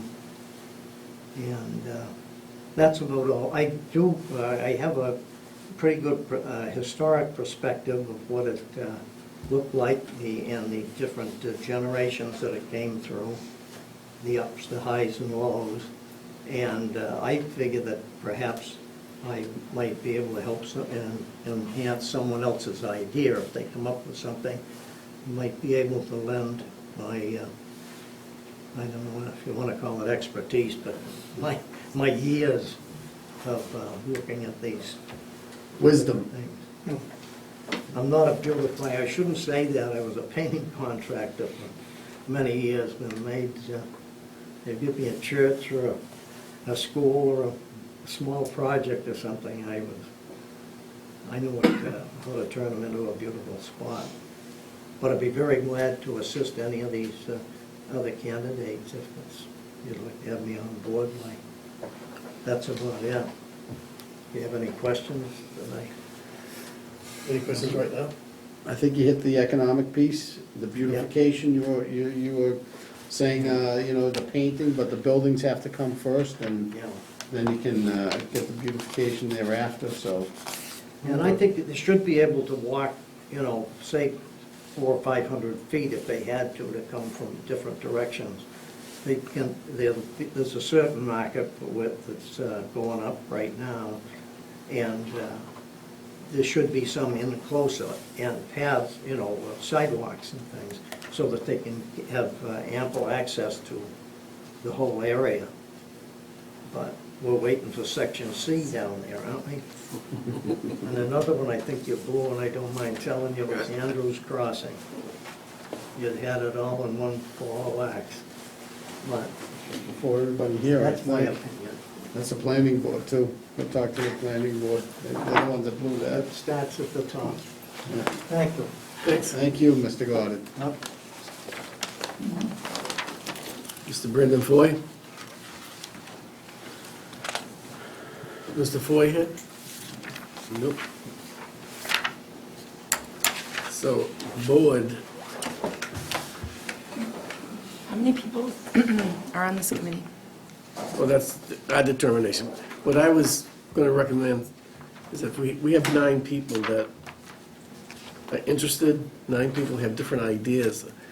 When I was on the town government study committee, we had 8, and we had to use all 8 to do all the different fingers that went out from the committee to do, which is the case you have here. You have people who want to specialize in the beautification, you have people who have ideas about their business, you have people with ideas on other parts of it. So I think I have no problem, if it's okay with the board, to include all 9.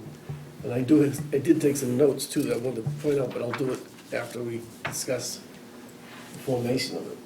Do we have to appoint selectmen to also be on there as well, or is that the committee? This would be it. That wasn't on the original charge. No? I'm not, So Just checking. Something new? Nope, nope. In my opinion, this is just my opinion, my hope was to have an independent, here's the charge, go out and do the work, if you don't need a board of selectmen member Yeah. on it, let them do the work and bring it back, and I agree. I'm cool with that. Mr. Bello, anything? Yes, please. Jimmy mentioned oftentimes the goals and ask questions specifically to them.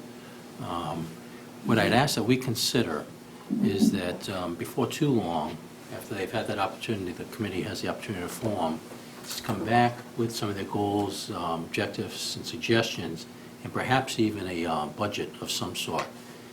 Because some of these things aren't going to be free, and it may be worthwhile on our part to seed money of some sort, but at the very least to have that discussion before too many weeks, months go by, so that we can help them, because they come up with brilliant ideas, but those ideas need to be resourced. And some of it's just blood, sweat, and tears is the resource, but otherwise it's sometimes a couple of bucks too.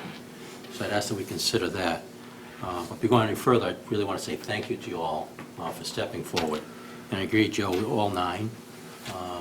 But as we know, as time goes on and people find the commitments and perhaps can't always make the commitment, and we may find ourselves where it's difficult to get 9 at a routine time, is maybe we readjust the size of the board so that quorum issues don't come up, so that the board is able to, or the committee is able to meet.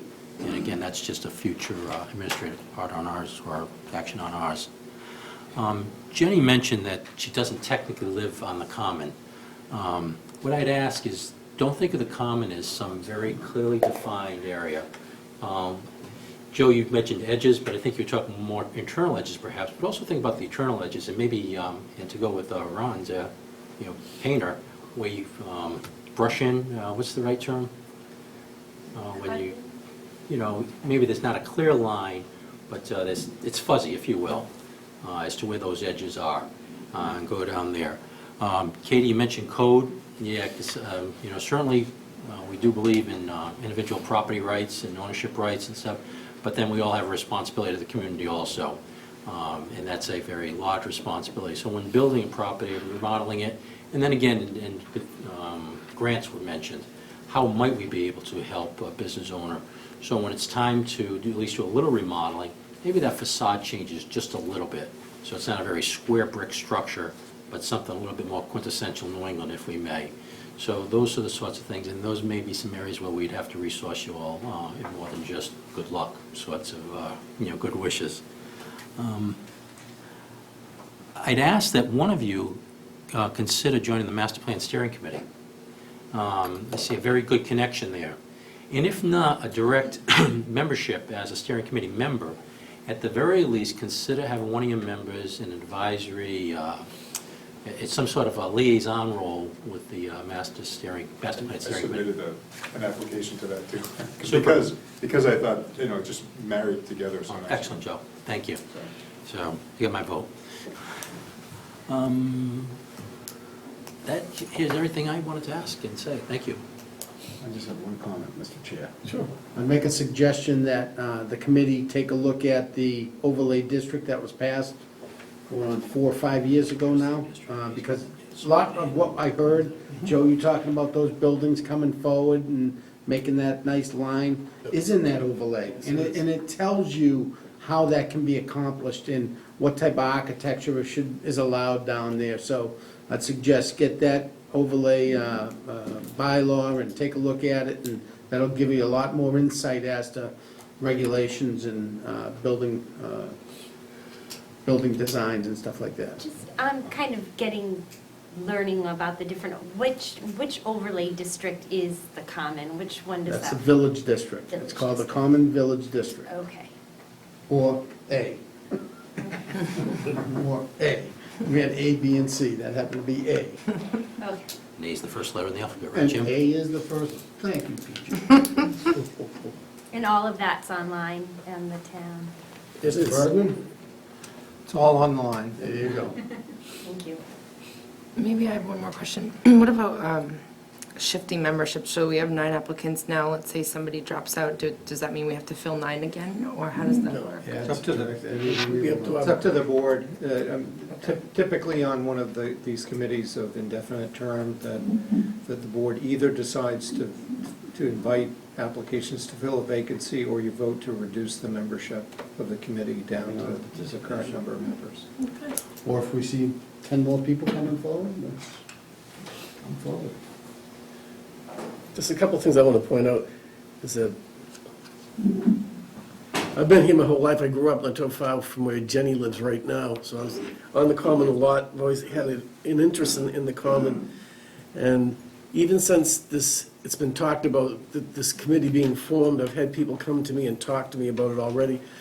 And as you do your work, I think if you go and talk to some of the business owners and building owners about beautification, about other parts, you're gonna find some interesting comments that they're gonna make that I won't even tell you. I was just surprised. You know, you formulate things in your own mind that you think can be done. And there are people who, number one, there's some attractive buildings in the common, besides some problems. There's some people who really take care of the buildings. I happen to rent one from someone who takes beautiful care of the building. It was pointed out to me, when we talked before, I had a building owner come up to me and speak to me about, well, are you trying to insinuate that we don't keep up our building? I said, no, I gotta clear that up. There's some nice looking buildings. But they definitely have ideas on what can make the common work, what their problems are, having tenants in there, what they think could enhance it by changing some things to make it more beautiful in this section. So there's all kinds of ideas, and even the person I rent from, Mr. Tannen, who used to be a selectman in town, I just happened to see him at the building on Saturday. Great guy to talk to. He has lots of ideas, and he's actually energized because he wants the common to look great. He gave me information, Joe, about the building right next to me, which you probably know about. He gave me the whole background about that, why it's vacant and so forth. And so that was news to me. I didn't know. I know you know all about it, and some of the places you have to rent, you know the problem. All 9 people had things to offer. I'm confident that can make this committee go. And once we vote to get it going, I want to make sure you get up and see the town clerk to get sworn in. And as far as I'm concerned, you want to take it from there. Up to you guys at that point to arrange for a meeting, form your own share without us doing that and proceed forward. So do we have a motion? Maybe I'd just say one more thing, just keep it a positive group, right? You're all gonna have different opinions. I think there's lots of strong opinions out there, and we wanna make sure that this is a positive working group. That's all I'll say. I get one more thing, too. I happen to see it. You know, people keep on talking about parking. Maybe it was 3 years ago, 4 years ago, Keith and I were actually at the municipal meetings in Boston, and you can take certain classes, and there's a class there about the beautification of downtowns and commons. And it came up 2 or 3 times, parking, and one of the guys who led the whole thing made a comment, and I still remember, do not let parking be detrimental to the improvement of downtowns. I says, there's places to work it all out, there's ways to be done. Just don't say it won't work because of parking. So I thought that was I started thinking about that when people started talking about that, so I want to go with that. Megan, One more, quick question. Just, if people here went and saw the town clerk, would she be able to provide us, I'm not sure with privacy, would she be able to provide us with a list of the names of the people on the committee and email, contacts, so that we would be able to contact each other? At the town clerk, how would we get a list? Well, we'll send out a notice electronically to all of you announcing your appointment, copy the town clerk, and ask you to go and get sworn in. What you do not want to do is reply to that email among all of you, because you'll, as a committee, as an official town board, you'll be subject to the open meeting law, and you cannot deliberate outside of a posted meeting. So we can help you set up your meeting, and we'll work with all of you. So we need to go through. And we'll work with you on getting an agenda posted and the room and all of that, but then you'll have your meeting. It will be your meeting. Okay. And all of your deliberations and discussions need to take place among the members at a public meeting, just as this board and all the other town boards do. And the town clerk has a short update she can give you about the open meeting law, so. Okay. So you'll help us get Welcome started. to town board, yeah. Look for a motion? Move that the Board of Selectmen vote to appoint the following to indefinite terms on the Littleton Common Committee. Megan Rank, Jennifer Cameron, Katie Caruth, Joe Azzalino, Linda Gianetta, Joseph Fiucello, Nathan Whitney, Ronald Goddard, Brandon Foy. Second. Moved and second, all those in favor? Aye. Those opposed? Thank you very, very much. Thank you. Mr. Chair, I'm going to leave because my cold is getting the better of me. That's fine. Stuff is wearing off. Oh, sure, thank you. I don't know how that works. 4 hours. Jen, plus one. I'm like tight. I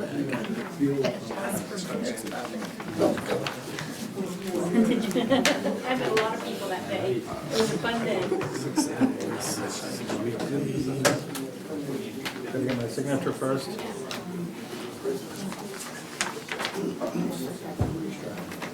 This one?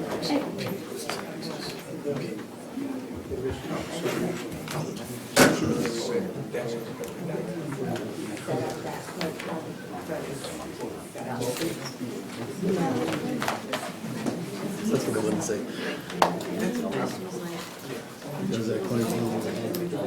Quick recess as we wait. Let's go. No, good, thank you.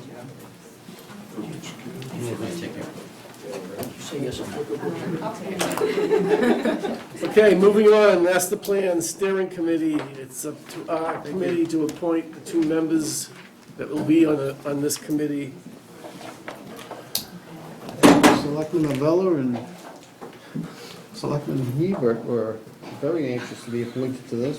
I think that's all we need to do, move on. All right, I'll move, any objections from that, Mr. Avella? Did you have? You asked me goals, you want to ask me about Yeah, goals? sure. Master Plan Committee. I know you had said, you know. Move that the Board of Selectmen vote to designate Selectman Hebert and Avella as two representatives to the Master Plan Update Steering Committee. Second. Moved and seconded, all those in favor? Aye. Thank you very much to both of you. You're welcome. I did take a course on writing a master plan at the LPD recently, Nice. so I brushed up on this one. Nice. Yes. 6A, Elder Human Services Need Assessment. Do we want to do the joint meeting on the 15th? What is that? That's, Motion number to, two. Oh, Mr. Ready? Yep. Move that the Board of Selectmen vote to schedule a joint meeting with the planning board on Monday, December 15, 2014, to fill the board, to fill town board and community at large on the master plan update steering committee. And just before I second that, I will not be here. Is that okay? Sure. Okay, second. Moved and seconded, all those in favor? Aye. All right. Those opposed? Okay, now 6A. Keith, can you fill us in, because I read through it, looks pretty... Yeah, this is authorizing execution of a contract for the scope of services that we actually have seen now for a couple of months. This is what we brought to town meeting, seeking funding for $35,000 to undertake an elder and human services needs assessment. It's a contract with UMass Boston's Gerontology Institute, and the consultant will be here Wednesday for an initial meeting with our COA subcommittee that's working on that project. Perfect. I was pretty impressed with the scope of work and all the things Yeah. how they went out and We can keep that up for our master plan, right? struck down. Incorporate it in. Ready for a motion there, Mr. Chair? Yes. Move that the Board of Selectmen vote to authorize execution, a contract in the amount of $35,000 with UMass Boston Genealogical Institute for the Elder Human Services Needs Assessment and to be conducted by the Center for Social Demographic Research on Aging. Said contract to be subject to the approval of the town council. Second. Was there a second? Yes. Moved and seconded, all those in favor? Aye. Those opposed? Thank you. Can I ask that at some point, we request Pam Campbell to come to us after the contract's let, and maybe with a little bit of a timeline, and again, goals, objectives, that sort of thing. Sure, that's what it's supposed to be. Sure, yeah, it's one of your goals, and Yep, you'll get updates. absolutely. Thank you. Yep. Okay, 6B, Six, technical assistance, updating open space and recreation plan. yeah, as I'd mentioned a couple of meetings ago, the Metropolitan Area Planning Council, MAPC, is inviting requests from communities for technical assistance in the form of MAPC staff who could be provided to cities and towns in the MAPC region to work on particular projects that are important to the community. The requests for technical assistance are on a competitive basis, though, and so we can submit a grant, we can submit a request for assistance, we may or may not get it. But in looking and talking with staff and others about various projects that Littleton might ask MAPC to come and do for us, there is one that's embedded in one of your goals. You have the goal of updating the master plan as your number one goal, and that includes updating the housing production plan and the open space and recreation plan. The MAPC is already updating our housing production plan for us, and in that case, it was a $20,000 scope of work. The town paid $20,000 for it, and we got the remaining $10,000 worth of effort paid by MAPC through this funding program a year ago. So we have had an open space and recreation plan committee at work over the last number of months without staff support, without consultant support, and where we had provided our housing committee with MAPC staff support. It seemed to me that it would be well worth it to devote some technical assistance to the open space and recreation plan as well.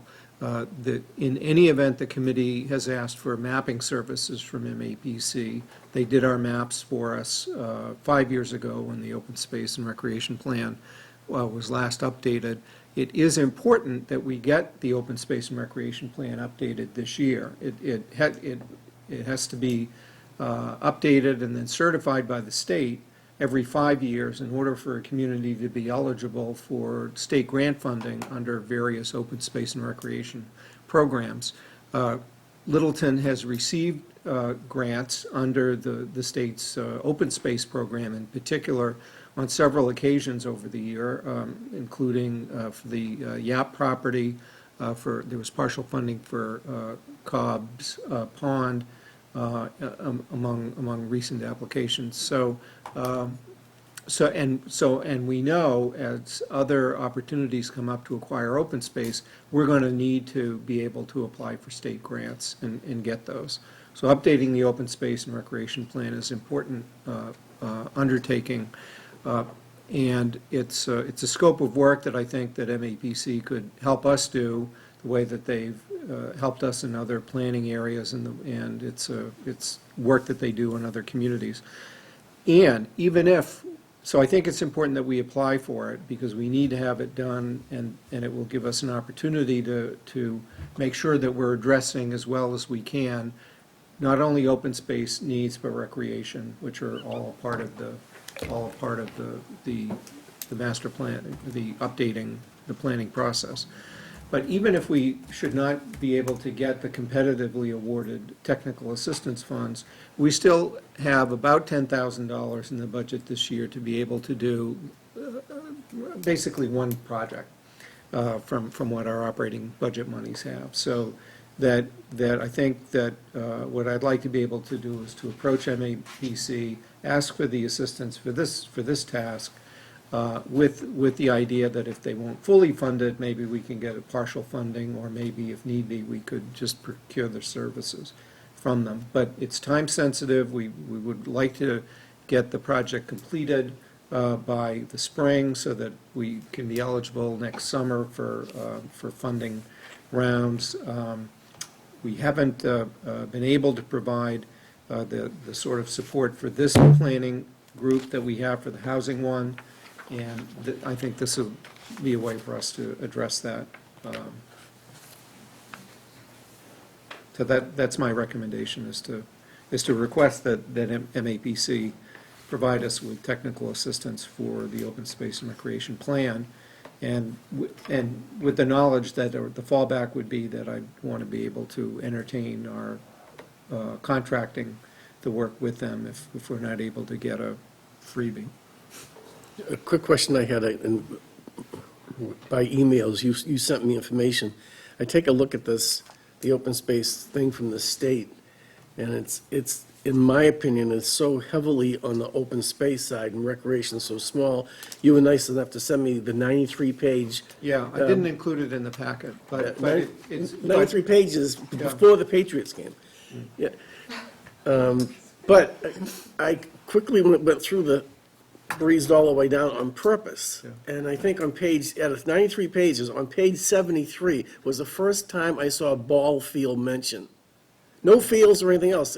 It's all, I think, I'd love MAPC to come in and concentrate on open space, but also include more recreation. Yeah, my read of that guidance document, because I searched for the word recreation, and it came up hundreds of times, and every time you saw open space, you saw recreation with it. Right. And they had a number of examples of what the communities do when they do their needs assessment. I saw it. And when they come up with what their priorities are. Because what it's about, you do an inventory of your map. And yeah, a lot of that is about to look at what properties are in open space use, or active recreation, or passive recreation, or agricultural use. That's sort of the universe of the types of uses that this particular plan looks at, focuses on.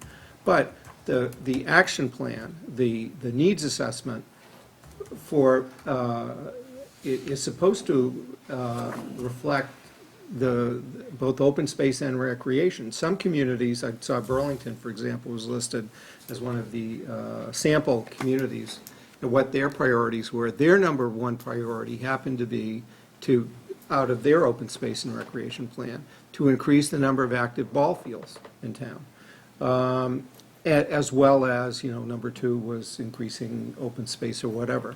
So it's a process that each community gets to determine what it is. But it is not just the open space plan, it's the open space and recreation plan. And where I think they're certainly, we certainly didn't resolve any recreation issues. We didn't solve the recreation issue in Littleton at town meeting this year. That a particular vote on a particular night about a particular project doesn't mean we suddenly don't need ball fields in Littleton anymore. But we haven't figured out or have a community-wide plan that everyone's bought into that says this is the sort of recreational facility we need at what location. And that a lot of the planning that goes on in an open space and recreation plan is to look at the diverse uses, look at the competing uses, and figure out what uses do you put where. And that can help dictate, reaching a community consensus. The MAPC planners I think do a great job on having facilitated meetings to be able to get community input. We've used them for Littleton Common zoning successfully prior to the housing production plan that's currently underway. And I think that skill set would help a lot to address the updating of the open space and recreation functions. So if we had MAPC come in, can we direct them also to areas that we feel are concerns? We have people in town that have a great deal of knowledge on what we actually need for athletic fields. Could we have MAPC make sure that's... Oh, absolutely. That they are all about engaging with the community and the community stakeholders, which in case of who's involved in recreation function, park and rec, school committee, the sports leagues, I mean, those are all. Athletic director, that's what I Yeah, was thinking of. Yeah, Discuss- all of those are important, and I have to say, none of those are actually represented on the committee now. And I think it would be important to look at expanding the scope of the committee, just as we did about a year ago when we committed to a $20,000 project for updating the housing production plan. We had a housing committee, which was some smaller number of members, and we beefed up that committee with representatives from the Planning Board, Zoning Board of Appeals, Housing Authority, and others, to make sure that there was a broad representation. So I think those are some of the things that we can be looking at in making sure that this project gets safely completed. We can model their participation similar to the housing production plan, albeit with more participation from folks in town. I think we're on the right track. We got an important part, we got to get more people involved. Yeah. I just have one question. I know I asked you about this one, Keith, and you had a good, healthy queue of potential projects to go and pick. So tell me, and I think you started off with an explanation about this, but tell me again why this one, I mean, I support it. I actually supported everything you had on your list. Of course, we need to do all of them. So why did this one end up on top versus, like, for instance, the green community? Well, from timing, I'd say the simple answer is timing, that we are on a very short deadline in order to continue to qualify for state grant funding, which we may need, who knows what open space parcel we may be interested in, that we want to go after a grant. And if we're applying for such a grant next summer, I want to make sure that we're eligible to apply, and that does and so for me, that puts this in the rank order at number one in terms of what we want. Time. You've said this year often, and you're speaking to the fiscal year. Fiscal year, yeah. Thank you. Okay. Oh, that's right, calendar year, no. Yeah, December 1st, when you say deadline this year. Doesn't mean anything, right? Municipal government.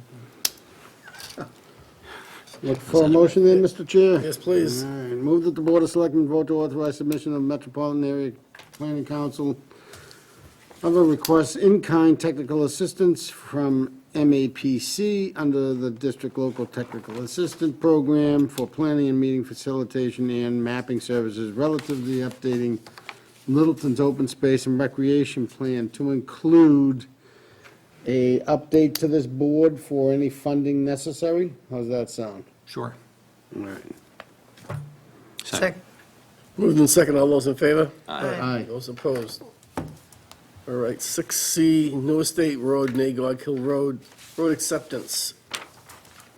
This is a procedural, for starters in this agenda item, it's a procedural motion to enter an order, to authorize the entry of an order of taking, which carries out the town meeting vote, which accepted Nagog Hill Road and New Estate Road as public ways. So that's the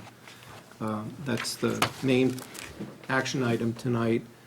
Following that action, town council will record the order of taking, and he will be back with a final step where you vote to give notice of that taking to the affected property owners. So tonight, you're directing town council to enter the taking. Maybe either 2 or 4 weeks from now, we'll be doing the next step on the notice of taking. It's not impacting your project, is it, Jim? It already has by having to go through the Right. table, but this Yeah. is just part of the process. No. Yeah. All right. Nagog too? No, we were a little bit ahead on that one, because I should say the time is further out. Okay. And just on the matter of New Estate and Nagog Hill Road in particular, the representation was made to the November town meeting that we would stake out the property, the demarcation on the ground of where the layout of the road is. We have a proposal from our engineer, which comes to a total of $4,500 per road to do that, a total of $9,000 for the 2 road.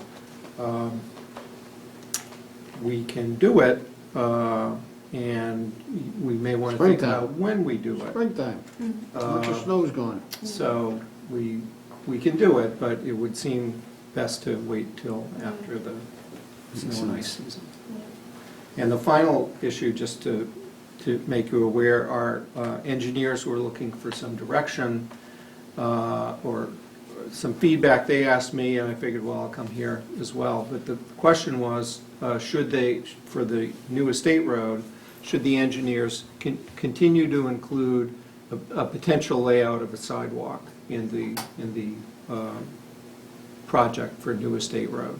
They asked specifically because there were 8 residents who, out of, I think, 24 were at a meeting. So a third of those in attendance had expressed their objection to a sidewalk. My read of the Complete Streets policy that the board adopted is that while we're not required to build a sidewalk, we're required to consider a sidewalk if there are reasons for it. We have the input from the chief of police that from a public safety standpoint, he'd like us to continue to consider a sidewalk in design. That would essentially, and so the answer to the engineer, or the answer that he's looking for is, do we scuttle the discussion, any further discussion of a sidewalk at this stage, at the 25% design phase, or should he continue to include it? My read was that he should continue to include it, but we're here tonight, and you can tell us if you read it any differently. My only concern on the thing is, so long as when you lay it out in the street, you lay it, with and without the sidewalk. That'd be good. So, Do that. Was that just with the street sides? Yeah, The taking is the taking. No, I'm talking about the layout. So if we tell tonight, say, continue on with the design of the sidewalks, Yeah. what's the next question gonna be? What's it look like? Right. Yeah, and where does it So, go? and where's it go? So, I don't know how to answer that. If you say, here's the road, take this amount for this side, for the sidewalk, I don't know. It's all within what we took.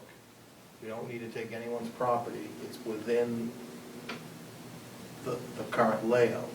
The problem with the design is with the sidewalk, it changes the drainage characteristics, and you're asking them to do with the sidewalk and without it is basically creating two Sets of two plans. designs. So it's More money. correct. Sidewalks on both those roads facilitate safety. Yeah. Nagog is probably not gonna happen. That's Just because of narrowness. we're Because lucky it's to get a narrow. 20-foot road on Nagog. Yeah. We do have the width to include it in the layout of New Estate Road, and we're looking at the south side of New Estate Road, nearest the high school, back to high school. And Chief, you've seen it, and Part of my reasoning is, one, it's the back entrance into the high school that's used by walkers. There's also a feeder onto the sidewalk complex that goes down onto King Street, which we're very insistent on the state, repairing. So, again, anything to keep people out of the roadway. And, New Estate Road is a cut-across road to some degree. We're doing what we can to try and tamp that down, but, I'd even like the sidewalk to encroach a little bit and thin the road up a little bit if I had my druthers, but that's just my, so if we say sidewalks, can we just do that one plan? Why do we have to do both? That's pretty much what we're asking. Yeah, so let's say. I mean, we if can- you had a if we- strong feeling that you Yeah. didn't want the sidewalk. Yeah, the engineer was saying, this is an opportunity, if you don't want me to do a sidewalk, tell me, and I can take it out. And I didn't read that that your policy Yeah. allows us to take it out, Yeah, so. Leave it in. Leave it in. I mean, as PJ said and the chief said, leave it in. Can I return us to the marking of the roads? Sure. The layout, not layout, but where the property lines end and the right-of-way begins. The quote we received, is that springtime dependent, or is it they can proceed directly? Well,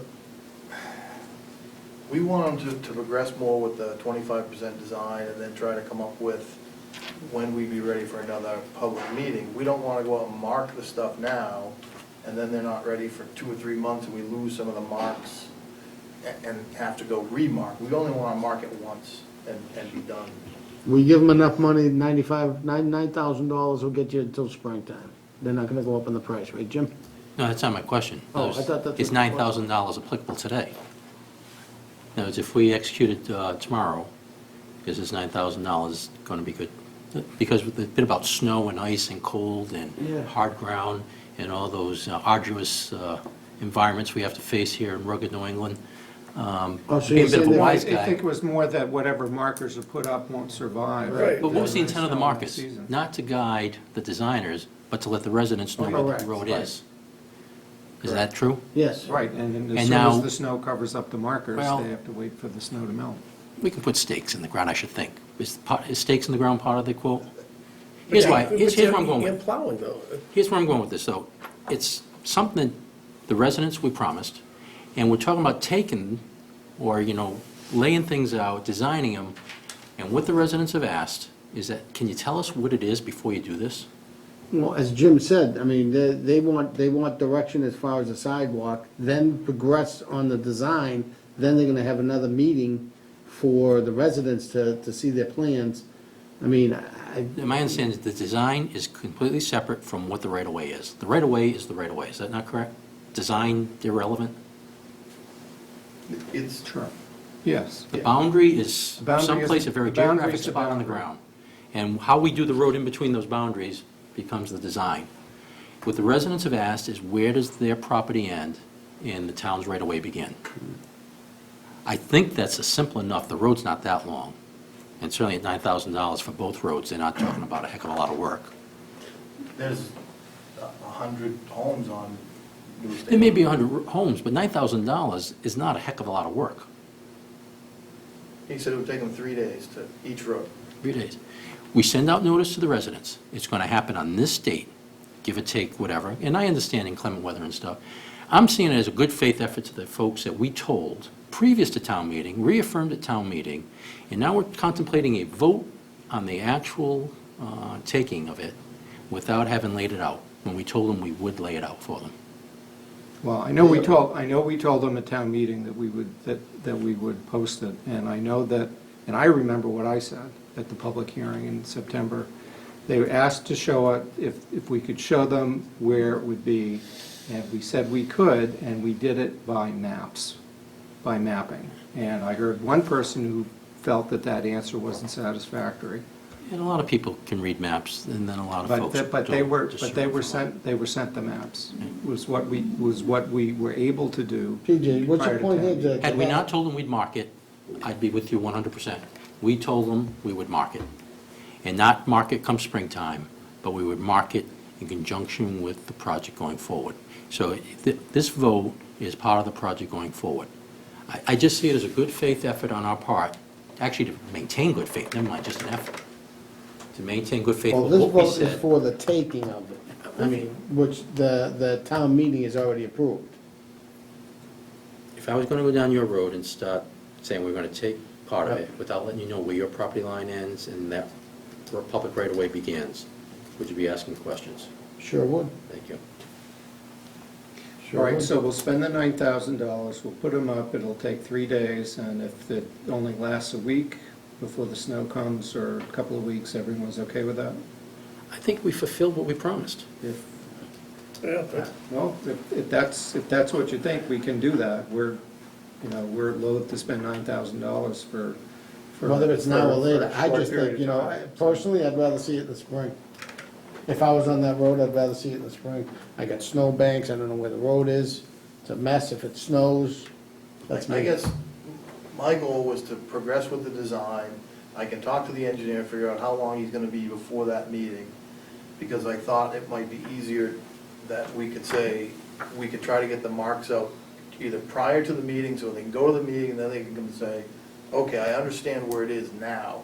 If we lay it out now, then come 2 months from now, they're gonna be like, well, I don't really remember where that marker was. Are you talking about the townsfolk? To the People on the roads. the affected property Right, owners. They're going to go out and look, and there's going to be a stake that's not there anymore because it's been plowed away. As long as it's been marked before that meeting, I think we have to fulfill what we're gonna do. Because they'll be going to the meeting, and they can look right then and say it's marked. And that's what you wanted to do, Jim? But The meeting will be in the spring, though. It'll be Yeah, later, I mean, it it'll be could months from now. You know, late winter, depending on how quick they progress with the design, It'll take him 3 days to do the stake. It will take him for each road. some number of months to actually do. Imagine we got a Do a schedule. 25% design schedule. I'm going to guess we have a schedule, or the contractor has a schedule. When does he anticipate finishing the design? 6 months ago, before this started. We were hoping to be, he's working on the 25% design now. He was looking for direction. Do we want to continue with the sidewalk? I mean, they had a proposal with the sidewalk, like this is what it could look like. And that's just, we make it fit. So it's was his 25% design completion date dependent on this meeting tonight? It's going to help him decide whether he designs with a sidewalk or without. And I apologize because I'm just not being clear enough. I'm used to schedules. Now, we bust schedules all the time. I don't have a problem with that. Stuff But happens. we busted this one. But do we have a 6 months schedule right ago. now? No. We didn't re-baseline it? Gotta take it first. The design is the design. We already know the layout. It's we're doing this for the town folks, or people along those roads. Marking the roads. It wasn't, Okay, we don't have a schedule. I don't know. That's fair enough. All right, thanks. How's that? When we had a schedule, we had a schedule. We didn't live by the schedule, and now he's, he can fit us in, we can fit us in. I'm certainly willing to defer to your wisdom on this. My concern is keeping a promise to folks that we made the promise to. And if you feel we're within that promise by doing it the way you suggest, I'll support it. Yeah. I'm comfortable with the idea, as long as it's staked before they have that meeting, so when they go to the meeting, they can take a look. I'll call the engineer tomorrow and get a better schedule. Thanks, Jim. Move that the Board of Selectmen vote to pursuant to Article 14 of the November 12, 2014 special town meeting to enter orders of taking for New Estate Road as shown on a plan entitled Street Acceptance Plan for New Estate Road, Littleton, Mass., and for Nagog Hill Road shown on a plan entitled Street Acceptance Plan of Nagog Hill Road, Littleton, Mass., both plans dated September 4th, 2014, prepared by Green International Affiliates, Inc. Second. Moving second, all in favor? Aye. Those And opposed? folks have seen these. So that will include the sidewalk then, right? I'm sorry. Yes. The design, okay. Okay, 6D, adopt policy guidance, employee reviews and multiple member boards. This is the step 2 of your 2-step policy adoption process. It was introduced at the last meeting. The board didn't have any issues with its form, so you could vote to adopt the policy tonight. The other policy that you reviewed but did not take action on is the hiring policy, which has been redrafted by Personnel Board. It's being reviewed with department heads tomorrow, and so we should be in a position to be able to bring that one back. And it's been revised to reflect the veterans' preference, so we should be able to bring that one back at the next meeting or shortly thereafter. Mr. Chair, move that the Board of Selectmen vote to adopt the proposed policy guidance document on performance reviews for employees of multiple member town boards, as recommended by the Personnel Board, introduced November 17, 2014. Second. Moved in second, all those in favor? Aye. Okay, 7A1, annual license renewals. Thanks, Jim. Thanks, Jim. Thanks, Jim. Hi, Jim. Deputy Chief? Get the- That. Is this the first official act? This is probably the last official act of the previous. Yes, actually. As you can see, it's signed Detective Sergeant, so. This was going over the annual renewals for the alcohol licenses. This year, it's been a very good year working with all the licensees. I've had a chance to talk to each and every one of them throughout the year. with them either calling me, emailing me, or I've gone to see them. So the working relationship's really starting to work out great between the alcohol agents and the licensees. We also did a set up operations instead of the traditional taking an underage kid and sending them into all the licensed establishments to see if he can purchase. They've been picking the kid out pretty well lately. The year before, they knew who it was and stuff like that. So this year, Phone tree myself, works pretty good. The phone tree works pretty good. Cell phones, pictures. so So now you go in? this year, myself and the other alcohol agents decided we'd work with a couple other towns, and we brought in officers from other towns to just go in and observe the operations, sit at the bar, spend a little time in there, see what they see what's going on. Did you get this job? Yeah, really. I want to get it for going to the other. And who's paying the tab on this? Actually, it's a joint effort between the towns, and they were paid by their departments. Oh, nice. So That's volunteer for that. kind of works the same as the detectives when we go over and assist for other cases and everything else. So we're all working that way. Nice. So I'm happy to report there were no violations. They spent a couple hours in each place, and everything worked out really well. So again, I think having the alcohol agents is really being beneficial to the town, and the licensees are starting to see that and communicating with us very well. So this year you have all the ones listed. Act 3 is now come on board, where it was Trey Amici previously and was not part of the renewal process last time.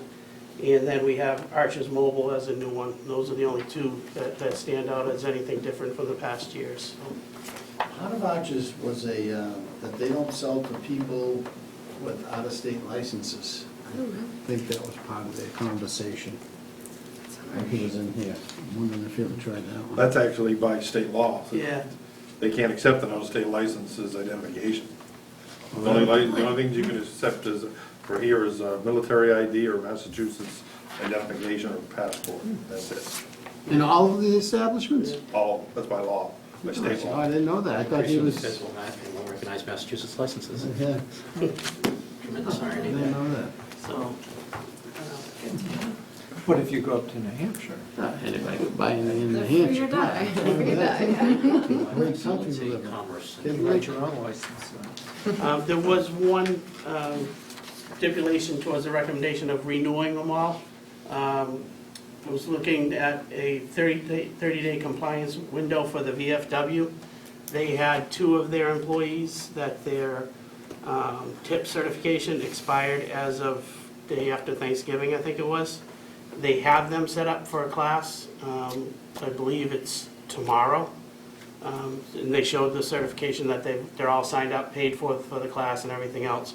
So if you just renew with the 30-day compliance like we've done in the past with others, they just have to show me that they took the class and the completion and everything else, and I'll bring it before the board. If they fail to do so, then we'll just bring before the board the fact that they're out of compliance. All right, so the VFW posts for a 30-day compliance order, is that what it is? Compliance window where they can get those 2 people. And these all take effect in 2015, so they got a month on their 2014. So do you want to go? Right. I February? would go from a month from the new license, so whenever the new license takes on, give them a month. Hopefully, they'll be compliant prior to that. Okay, so you're saying February 1st, Correct. 31 days, okay. Correct.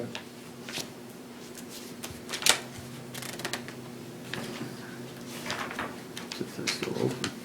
All right, move that the Board of Selectmen vote to approve annual renewal license for alcoholic beverages for calendar year 2015.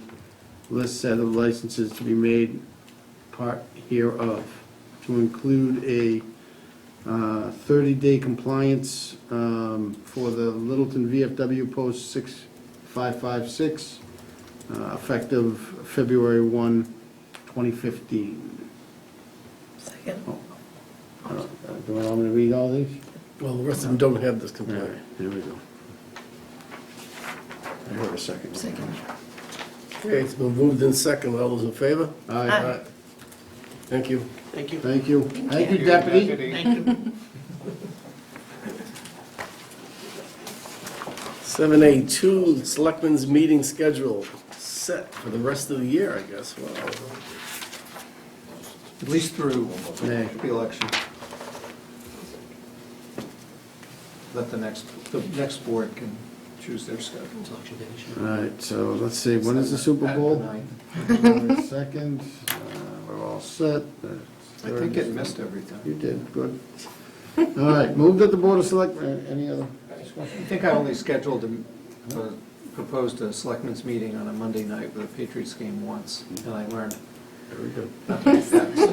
Moved that the Board of Selectmen vote to schedule the following Board of Selectmen's regular meetings for the dates indicated at 7 PM, Room 103, Shattuck Street Building, January 12, 26, 2015, February 9, 23, 2015, March 9, 23, and 23, 2015, April 13 and 27, 2015, and May 11th, 2015. Second. Moved and seconded for the schedule coming up. All those in favor? Aye. Those opposed? Well, we're down to minutes, I believe. I make one quick announcement for the minutes. Sure. Christmas tree lighting was mentioned earlier this evening, and a reminder, it's this Sunday, Oh, is it? Christmas tree lighting. Oh, I didn't even know. Hold on, make sure I got right dates. Yeah, today's the 1st, it's this Sunday, That's some- the 7th. They're putting lights up today. Yep, so 4 o'clock, be out there, Santa Claus will be around, and a bunch of other neat stuff. Are you pulling the switch? Thanks. No, we have a very important person that'll do that. Very important person will do that. And, so that excludes me. Yeah. But the Rotary Club of Littleton's happy to sponsor that for you all. Great. Thank you. Thank you. Right. Good with the minutes? Okay.